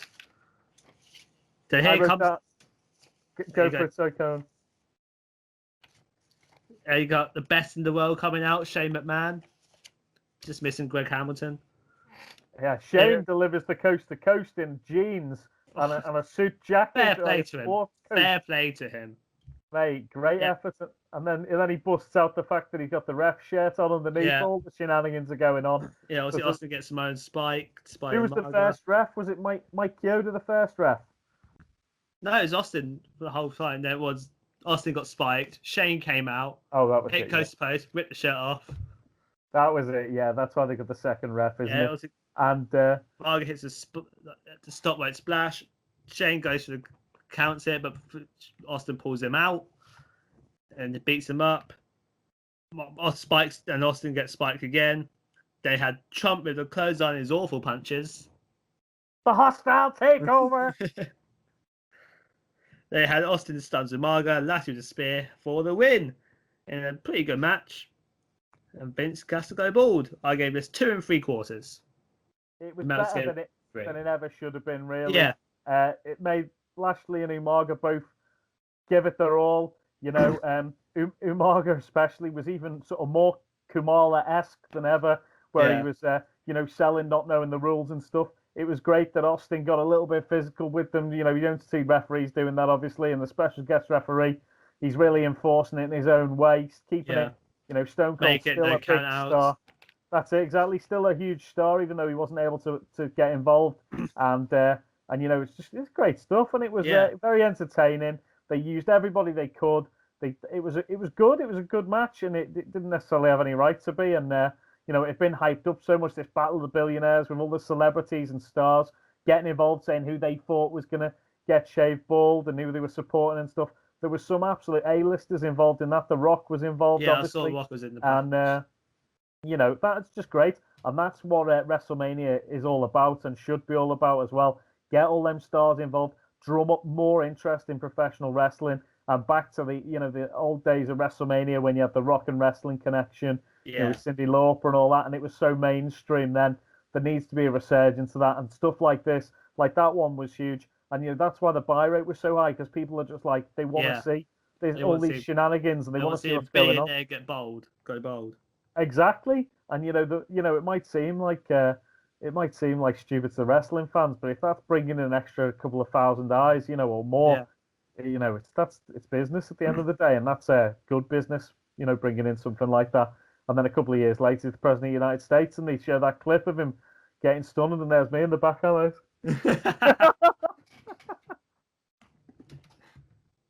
Brilliant. Yeah, also Vince tries to leave. Austin faces the back of him, but Shane attacks him, and obviously Shane gets stunned. But Vince tries to leave again. He thought, I got you. Ta-ta. Then Lashley sprints up the ramps and gets him, carries him back. One of my favourite bits was Vince doing the whole back to the Austin goes. Oh, he's patting his head, isn't he? Yeah. He obviously gets stunned and tied to the chair. But what a visual this is, with Trump and Lashley just shaving Vince's head, and Vince going, like he does. That's all for the media, that bit. But I wasn't too sure about the Bald-Headed Blues song that they played. That wasn't really... Yeah, it didn't click onto me. Oh, it's just like that and the hokey barber chair for me were just like bits that I could have done without. But but it was great fun. And, Vince getting shaved bald, he really suited it. I thought he looked quite cool. And the fact that for years everyone had said that it wasn't his real hair, and it blatantly was. Just, it was like, it is his real hair. JR. Took a long time to go back as well to it. It grew back. I thought it grew back quicker than I expected. But he had that do-rag on for a bit. Yeah, get the actual hair how it was back. It took him to mid 2010s to get. But I mean, but he didn't have. He wasn't completely bald for long at all. Like his hair did grow back pretty quick, just to show that he did have a healthy head of hair. Yeah. And, Vince walks off as the faces drink beer. Then Austin stuns Trump. Yeah. But I did notice the line from Jerry made me cringe a bit. He said, if Vince wants to put his fingers through his hair, he'd have to go and rip a hole in his jacket pocket. I was like, his trouser pockets it was, yeah. I was like, Jerry. Yeah, but that was You've been all right tonight. That was tame for Jerry, even at that time. He'd said a lot worse. In the attitude there. And he was instructed to. That's the thing. People take offense to some of the stuff he says, but he is instructed to say these things. Go, Don't forget, these people are paid and encouraged to say certain things. It doesn't necessarily mean that's what he thinks. Although, from what we hear, it could very well be. But he's told what to say. He's told what to aim for, what demographic they're aiming for and stuff. And it's his act, it's his character. So don't get too caught up with stuff like that, because that could be a line that anyone's written backstage for him to say. But a bit of bad banter there. But it was the first time the ECW Championship had ever been on WrestleMania, I believe, and first time the Intercontinental Champion. They didn't really mention that Umaga was the Intercontinental Champion at all, did they? Really?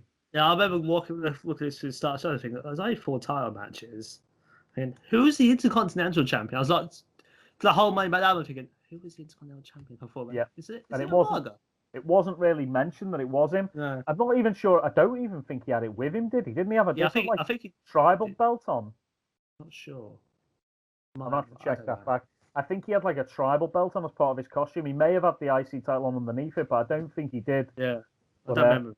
I'd have to watch that back and have a check of Yeah. that bit. But yeah, I think just so sad what happened with Umaga. He So you good. know, yeah, he was great, and seeing him at that time when he first came through and seeing him live was brilliant. And just a shame they couldn't have done more with him really. And I think the match against Cena, I'm sure it could have been a title match at the Rumble. Yeah, I think. yeah, it's the Thinking last of. man standing match. Yeah, I think Really good match. one of them where I just think he could have gone over in that, and they could have done more with him, but you never know what's going on backstage or whatever, do you? And what they're planning. So Yeah, what a shame. One of my favourite memories was just as I started watching. I started watching wrestling in 08, and it was his Falls Count Anywhere match with Jeff Hardy at One Night Stand 08, where Jeff jumped off the 18 wheeler outside in the parking lot. So I always have a fun spot in Mug. I think he's brilliant.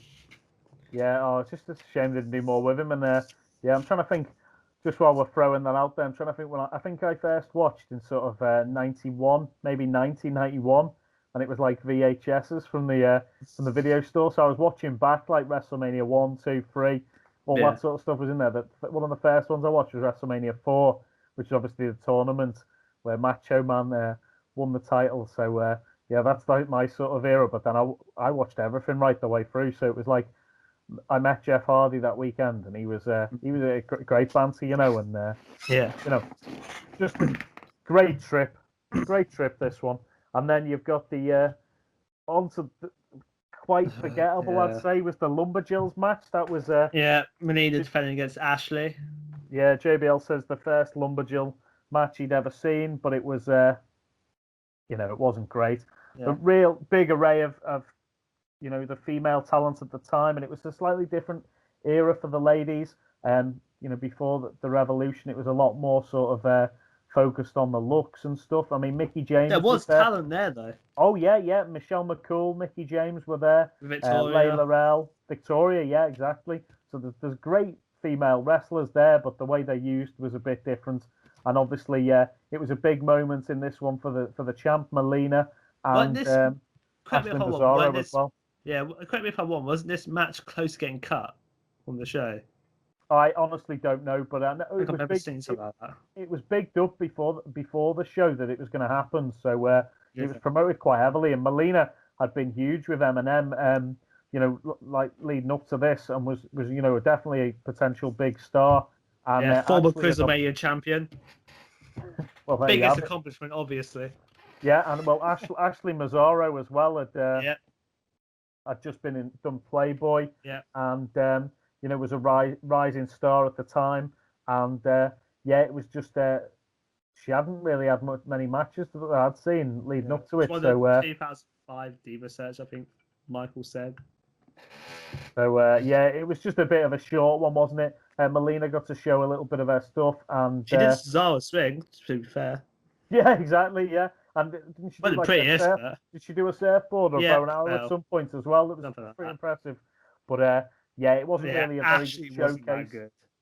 Wasn't a very good showcase for the ladies, I think, unfortunately. And Melina retained the title in that one, which is interesting result. Obviously, I would have liked to have seen Ashley get a bit more of a chance. I met Ashley in 2015 in London. Well. And she was, exactly, rest in peace, exactly. She was lovely, really good banter, and I think I probably mentioned that to her at the time that I'd seen her on that show. It's probably the biggest match for her, possibly the biggest match for Melina, really, in her career, because being women's champion at WrestleMania, that's a huge accomplishment. Yeah, exactly, and I can't think of any more big matches that she's been in really since. So huge stuff. Yeah. After the match, Ashley becomes a really good babyface by attacking Melina. Because, baby faces. And all the Lumberjills have to fight. Yeah. Because they didn't do anything in the match. It's just ended up being a bit throwaway, didn't it? Wasn't given enough time, wasn't given enough thought. And it was, it was a break, basically. It was the toilet break of the night, unfortunately. And, I'm just glad that, women's wrestling has changed with the revolution, and great stars have had a chance to come through and actually get time to showcase their abilities. And last night was one Britt Baker and absolutely Thunder fantastic match. Great match, and even like the ladies, some of the ladies who are involved in this one, I've gone on before and after to do great things. So just one of them. I'm just glad it's changed now, and we can showcase the talent a lot better. Yeah, and we're all talking about how a women's match main event one of the WrestleMania nights in Banks and Bel Air. Exactly. Yeah, I wouldn't be surprised if it does. And obviously we have. Yeah, I think it might. That did. Because during the pandemic, Drew said, I want to be that first person out with a WWE Championship when crowds come back. So that makes sort of think maybe Drew and Bobby will open night one of Mania. So have Drew win the title back in front of the fans for the first time.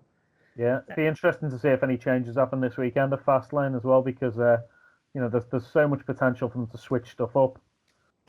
For the biggest one is inserting Bryan into the title match against Revenge and Roman, which I'm all for. Could happen the way they've been building the stories up, couldn't it?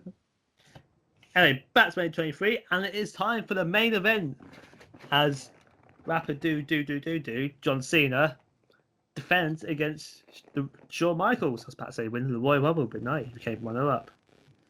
But Shawn came out to DX theme. I was a bit, Yeah, they just rejuvenated DX just a year before, so I think it'd been 9 years since Shawn was the champion, and he'd come out to DX music at that one because it was against Austin, wasn't it? And the DX band were there live that once, which was great at WrestleMania 14. Yeah, so I was buzzing that he came out to the DX music because I'd seen him come out to Sexy Boy so many times. Although it's like a great moment, I thought this was like a slightly different dynamic. Yeah, and with it as well came like there was a slightly different attitude from Shawn Michaels that night. It was like he was slightly back to sort of being the bad boy, where a little bit of an attitude change, which is exactly what everyone who leading up to it had wanted, to see him, which really added to the match actually. And, that little DX sort of attitude gave it a different slight spin on the storyline, which was good.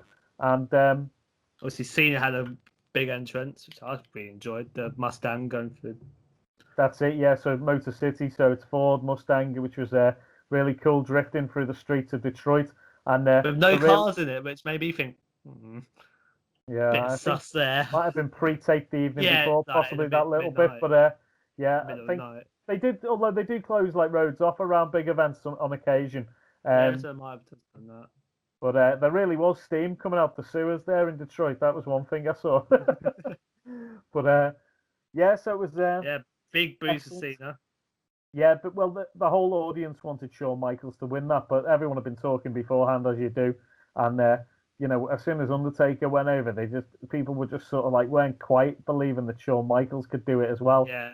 So they, it sort of swayed the live crowd. AT&T did the poll, didn't they, beforehand for both matches? They all thought Taker was going to win, but this one was a bit closer. I think it was 41% was it to Shawn Michaels, 59% to Cena. So so the audience at home sort of had an inkling what was going to happen. They said in the build-up as well, Cena had been champion for 22 out of the 24 past months, which I thought was like, when I said about Cena getting shoved down your throat, that's the sort of thing I mean. It's like, it put me off the character so much that it was, it was just so forced and was just like a superhero who just couldn't be defeated and stuff. It was like, I really wanted Shawn Michaels to win this one, and it was, you can see like the whole crowd. There's even bits at the end where they don't even show crowd shots because of the response from the audience. There were a lot of, if Cena wins, we riot signs and stuff like that. So there was a lot of passionate fans there who really wanted HBK to win, and that really adds to the atmosphere. There's a lot of dueling chants. Yeah, I gathered that when you flipped off Cena during his entrance. Well, things like that happen in the heat of the moment. You need some audience participation. I noticed that. That's what the wrestlers thrive on, that sort of thing. So can't hide from me, naughty. I'll send the pictures. Obviously, no handshake. Crowd is so hot for this match. They really weren't. Bearing in mind other manias that more recently, you've seen like the crowds being a lot quieter towards the end, even the main event being quiet. the crowd was hyped right the way through the night, and even things like the Lumberjill match and the ECW match just hyped the crowd up even more, So it was good. The matches that needed to be short were short, and everything else did deliver. So yeah, coming up to this main event, the crowd was still hyped, and I think being indoors in an indoor stadium helps that. The outdoor one, for some reason, it doesn't keep the noise as well. Yeah. And it just, unless it's something really special, you don't get the atmosphere as well. Was the atmosphere of this match was really hot, and it's memorable because of that. You know what also does help? The show's not being 8 hours long. Yeah, it was. Don't get me wrong, it was a long day, especially when you've been so busy for the whole weekend. It was. I think doors. Trying to think back now. Was it doors 4:30? Show starts 6:30, something like that, US time. So you're there from 4:00, and that same morning you've been up for breakfast with the brunch, bagels, and biceps. Traditional WrestleMania breakfast. We have some guests come to the hotel and have breakfast with you. So we had. I think we had Paul London. Spanky, as Brian Kendrick was at the time, and Marcus Corvon came to the hotel and had breakfast with about 100 of the fans and did a meet and greet. Mick Foley was there as well, and met some Make-A-Wish children and stuff like that. So you've been up since that's 9:00 in the morning. They're doing that, so it's a long day still. But yeah, by the time you get to this stage, everyone's still lively and partying it up. If it had been much longer, the children, Cena wouldn't have had any fans. Didn't sound like he did anyway, to be fair. Oh no, he did. There was points where it was 50-50, So yeah, I think Michaels had a bigger crowd, but he had the night before at the Hall of Fame. I've got a photograph of Shawn with Ric Flair, and Shawn was absolutely at the WrestleMania tan on the go. You can tell in the match actually as well. But the night before, he looked like he'd just been put in a bronzer or something. Yeah. He was absolutely tanned up. He was hyped up for this one. When I was watching this one, I've done a whole page of A4 notes on this match because it was actually very good. I got a whole page pretty much. I still come away with the bad feelings from it, and sort of because I was not a Cena fan at all. But one thing leading up to it was the fact they were a tag team, which is they're tag team champions. Yeah, and it's done so much now leading up to Mania where opponents will tag with each other, and I'm not a big fan of it necessarily. I think it's a bit lazy storytelling. There's a bit of a scare last night with that as well, with Balor and Cross. Well, exactly, and but this was one of the first times. Mega Powers did it, obviously, WrestleMania 5, but this is one of the first times I seem to remember them being tag team champions going into it, and then sort of having the dissension in the ranks. I think the next night they lose the tag titles. Then they to the Hardys. Hardys, yeah. So, there's a few interesting stories coming out of it after this Mania. One thing was, at the time, Raw wasn't included in the tickets because Raw was actually being held in, I believe, Chicago, Illinois the next night or somewhere a little bit further away. It wasn't part of the weekend included, which is odd. I was still there for another day and watched Raw in the hotel, I seem to remember. But yeah, this match was just another really good one. I think higher attendance than Super Bowl 40. They said in the commentary. I caught that as well. Obviously, just looking through the notes that I've made. They had Michael's moonsault onto Cena. Brilliant. Stable. Brilliant spot. Looks like I might have heard Shawn's knee a bit, but yeah, he did. Yeah, he landed a bit rough on that one, didn't he? But, not as much as the next year. Yeah, well, that was the rib breaker, wasn't it? The year after. Yeah. Shawn's quite a big chunk of the match was targeting Cena's leg. Yeah. But Michael actually gets busted open after going to the ring post. Yeah, and obviously a little bit later on, Cena's busted open as well with that spike suplex, which I thought was absolutely brilliant. Yeah, brilliant spot, pile driver. This was a real old school style match, and I thought it did some slight respect in a way for John Cena from me that he could hang with Michaels and put on a really good match. Interesting bit of commentary was that it's they said that it was the biggest crowd that either of them had wrestled in front of. Yeah, I noticed this. I thought, has Shawn wrestled in front of bigger crowds? I was just thinking about when he won the title in Texas. Was it at the what was it called? The Alamo Dome. Yeah, at Royal Rumble when he won the title. Then I wasn't sure how big that crowd would be. But Wikipedia would tell me. yeah, look, that was a Royal Rumble, wasn't it? And Yeah. But yeah, so yeah, that was an interesting comment. I'm guessing if they've said it, they're probably correct. But it's huge. Yeah, that had like 60,000. How many was that? So 60. 60. So an extra 20,000 on top of that. Yeah. Just I'm going to quick look at WrestleMania 8 as well. That one came to mind. WrestleMania 8. That Sean opened with El Matador. Yeah. Who's your dome? 62,000. Yeah, it is. Yeah, but yeah, I think interesting bit. Sean, when he tossed Cena to the outside as well. I haven't seen that spot before. Have a little look what else there was. HBK with the Crimson Mask. Kyoto took the Sweet Chin music. Fair play. That's what I was thinking, when I was thinking about the refs before. Yeah. That's what I was thinking of. And then there was loads of great. The other ref came running down. Not as good as Charles Robinson a year later. Yeah, he was Jack Doan, wasn't he? Yeah, not as good as Charles Robinson. He was faster, wasn't he? Yeah. Decent run though, decent speed. That. Yeah. There was a pin there for 2 9/10. I think Jerry Lawler called it as 2 7/8 or something, didn't he, at one point? So I'd already wrote my notes. So, so let's go Cena. Cena sucks. I think that might have been one of the first times I ever heard that chant. Yeah. WrestleMania 23. Might have done it the year before to get rid of Triple H, but that's the first time I'd have to check that one out. But but I definitely heard it at that time, and then it grew and grew and grew and grew, didn't it? Yeah. It just got louder to the point where the Let's Go Cena bit was missing, I think. Money in Bank 2011 is a prime example of a little. Some fans say, "Let's go Cena." The whole kind of Cena sucks. Oh, I remember that. That was epic.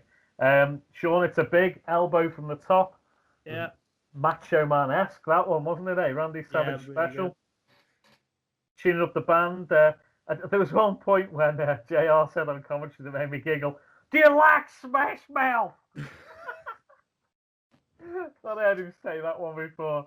He always throws out a bit of a special, but he did say this match was a slobber knocker, and it really was. It was a really good match. Yeah, my match of the night. You know, Batista Taker, for me, edged it just because of the results of Undertaker winning. And I just really did not want John Cena to win this match, and a lot of the audience didn't. And you know, you being there was different because I was there as neutral. Obviously, I've gone through the phase where I can actually respect Cena now. Yeah. Obviously, his series of AJ and stuff is his great. series of AJ Styles and his US Open Challenge. Yeah, he's done great stuff for the business, and you know he's been a great talent. But yeah, I still wasn't a fan of him, and you know it's just going to be one of them things where I was there, and it's you know, I always said I'll go back to WrestleMania because I want to see John Cena lose at WrestleMania, and the next WrestleMania I picked to go to was WrestleMania 28 in Miami. Yeah, so I'm sure we can talk about that another day because I've got some great stories from that trip. But for this one, this main event. You know, it did deliver. It was a great main event, and I felt like I've been part of something special.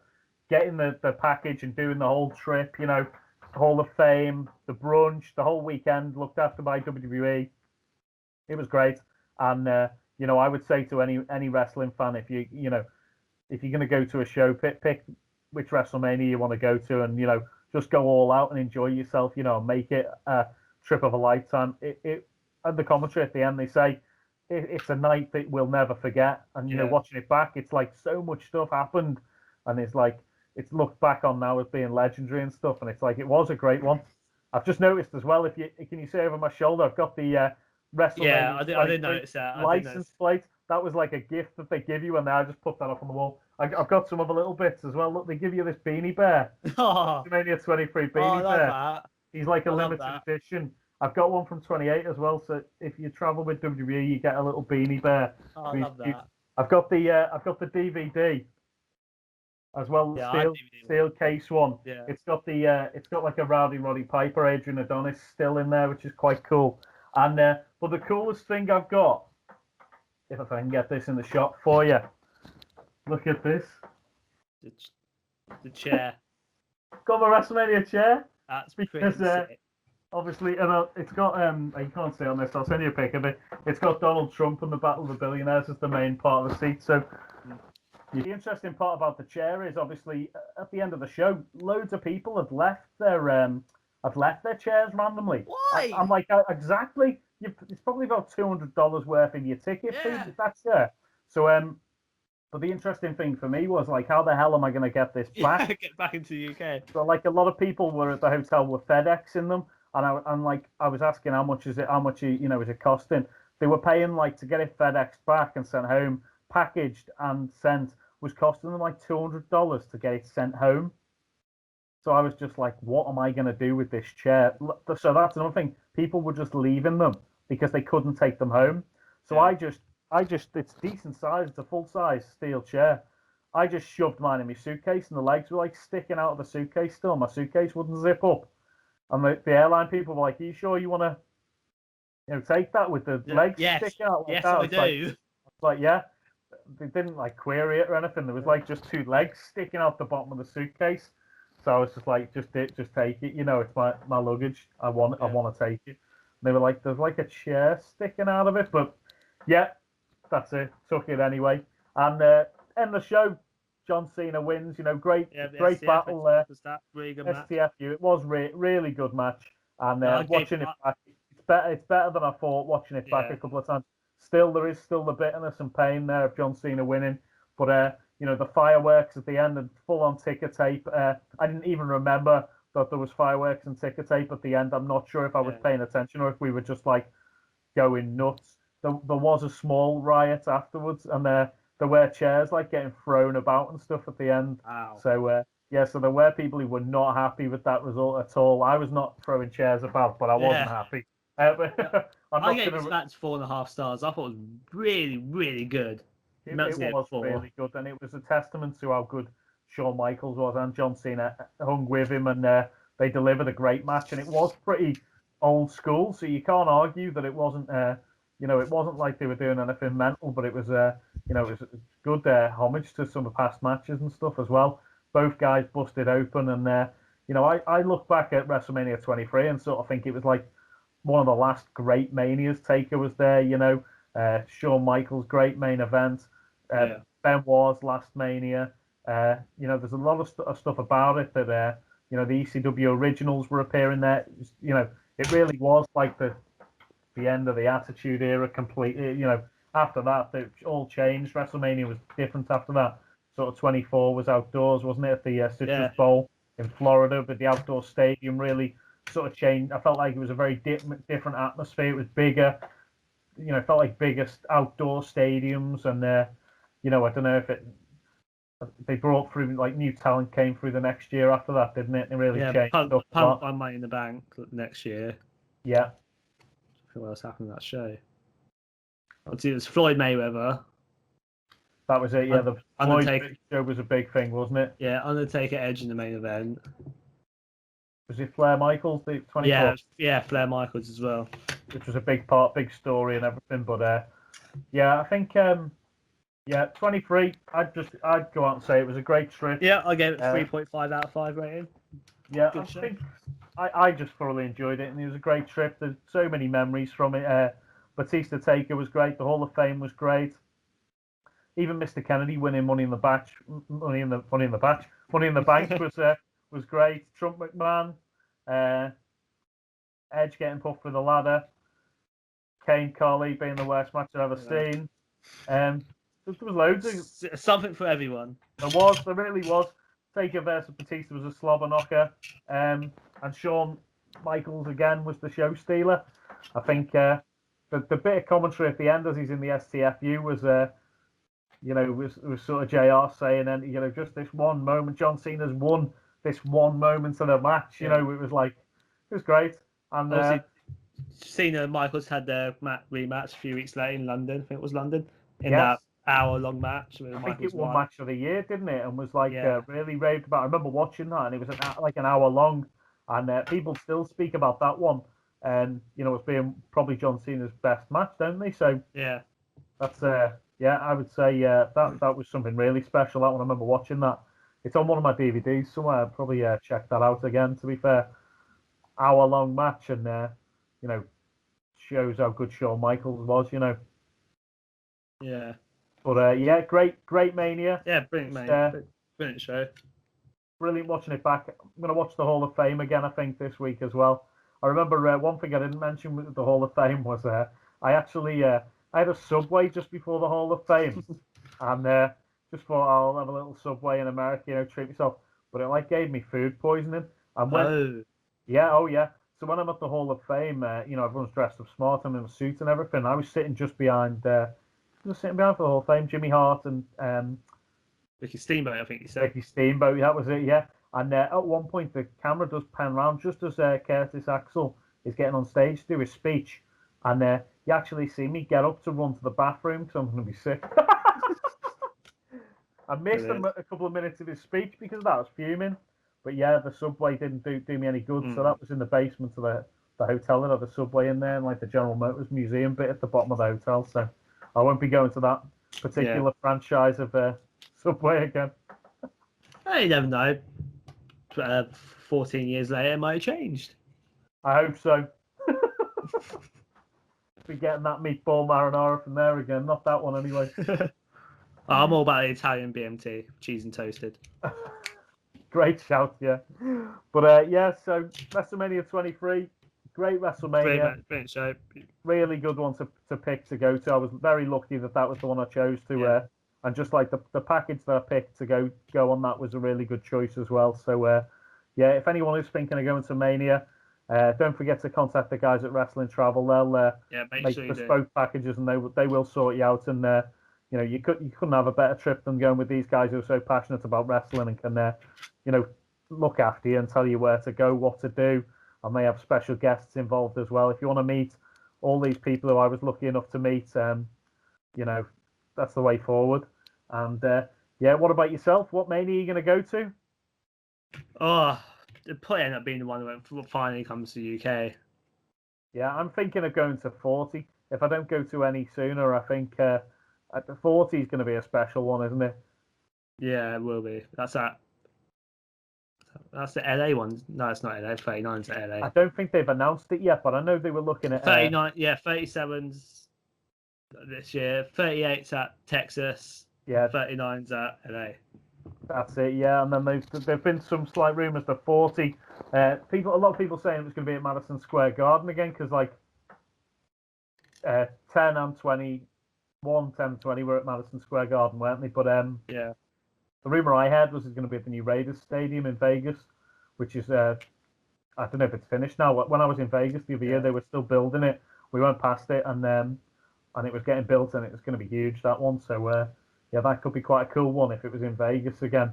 Praying for Wembley, though. Praying for Wembley. Oh, it'd be stuff dreams are made of, wouldn't it, if we had one in England? But we've spoken about it for so long now. It's just I was at the first Raw in Manchester. I was at that one, and I was at the UK tournament when Tyler Bate won that in Blackpool. But it'd be great if they brought WrestleMania over here. But I don't know. I'd be happy with any of the big four, even a Survivor Series. I'd be happy with. But I would be happy with Survivor Series. We'll just have to see. It should happen one day. It should happen. I hope we get a Rumble. Oh, a Rumble here would be fantastic. Insane. Even if they just did another Battle Royale like they used to do, when the Bulldog won at Albert Hall, that would be something like that. It'd be great fun. Even if it's just a little showcase of the talents, just give us something, WWE. Yeah, I think the best we're gonna get for a while is that Takeover London. That was pretty awesome, wasn't it? Yeah. Oh, that was WrestleMania 23. And I would like to thank you to my wonderful guest, Mike Maddog, for taking time out this evening to come on here. Always happy to dive on and speak about one of the WrestleManias I've been to, mate. And I'll be more than happy to come on and chat about WrestleMania 28 as well. It was another great one and completely different than 23. So I was lucky, completely different. lucky with the ones I picked. I think they've been the two. What are the attendance figures like now? The viewing figures even, are they still the two most viewed ones? Yeah, guys. Now from 2014 went from network, didn't it? Or 2014, 2015 went to network. Oh, so then the figures are skewed on. It's tough to. So I think And right now, I think probably for the rest of time, the top 2 runs will be 28, 23. Good picks. I've got me 28 Teddy upstairs as well. I'll have to go and put 23 back to him. Yeah. Awesome. Thanks so much for having me. Yeah, As always, yeah. I was going to say you can check me out. A lot of my stuff's on Powered 4 TV at the moment if you want to see my ring announcing. And I'm going to be commentating later on in the year when we get back to business as well. So Superstar Pro Wrestling in Liverpool is going to be starting up quite soon. You can catch me and Stu Palmer commentating there. And obviously, if you want to follow my antics, my wrestling antics, I'm all over Instagram and Twitter at Angus Maddog. Links and you can check out my Facebook as well. We'll put it all in the links, and I will send over some pictures and videos for you to check out from this, so you can make it as entertaining as possible. Thank you so much, Mike, for coming on today. If you want to take part in what pay-per-view you want me to review, along with Ryan Palmer usually, let me know on the Wrestling Group Facebook page, Wrestling Group Twitter page, whether it's good, bad, somewhat in between, or WCW in 2000. I think that's his own little entity right there. I've been James. Thank you so much for listening. Don't forget to subscribe, turn notifications on, and follow us on wherever you listen to podcasts on. And we'll see you in the next one. Enjoy WrestleMania. Bye, guys.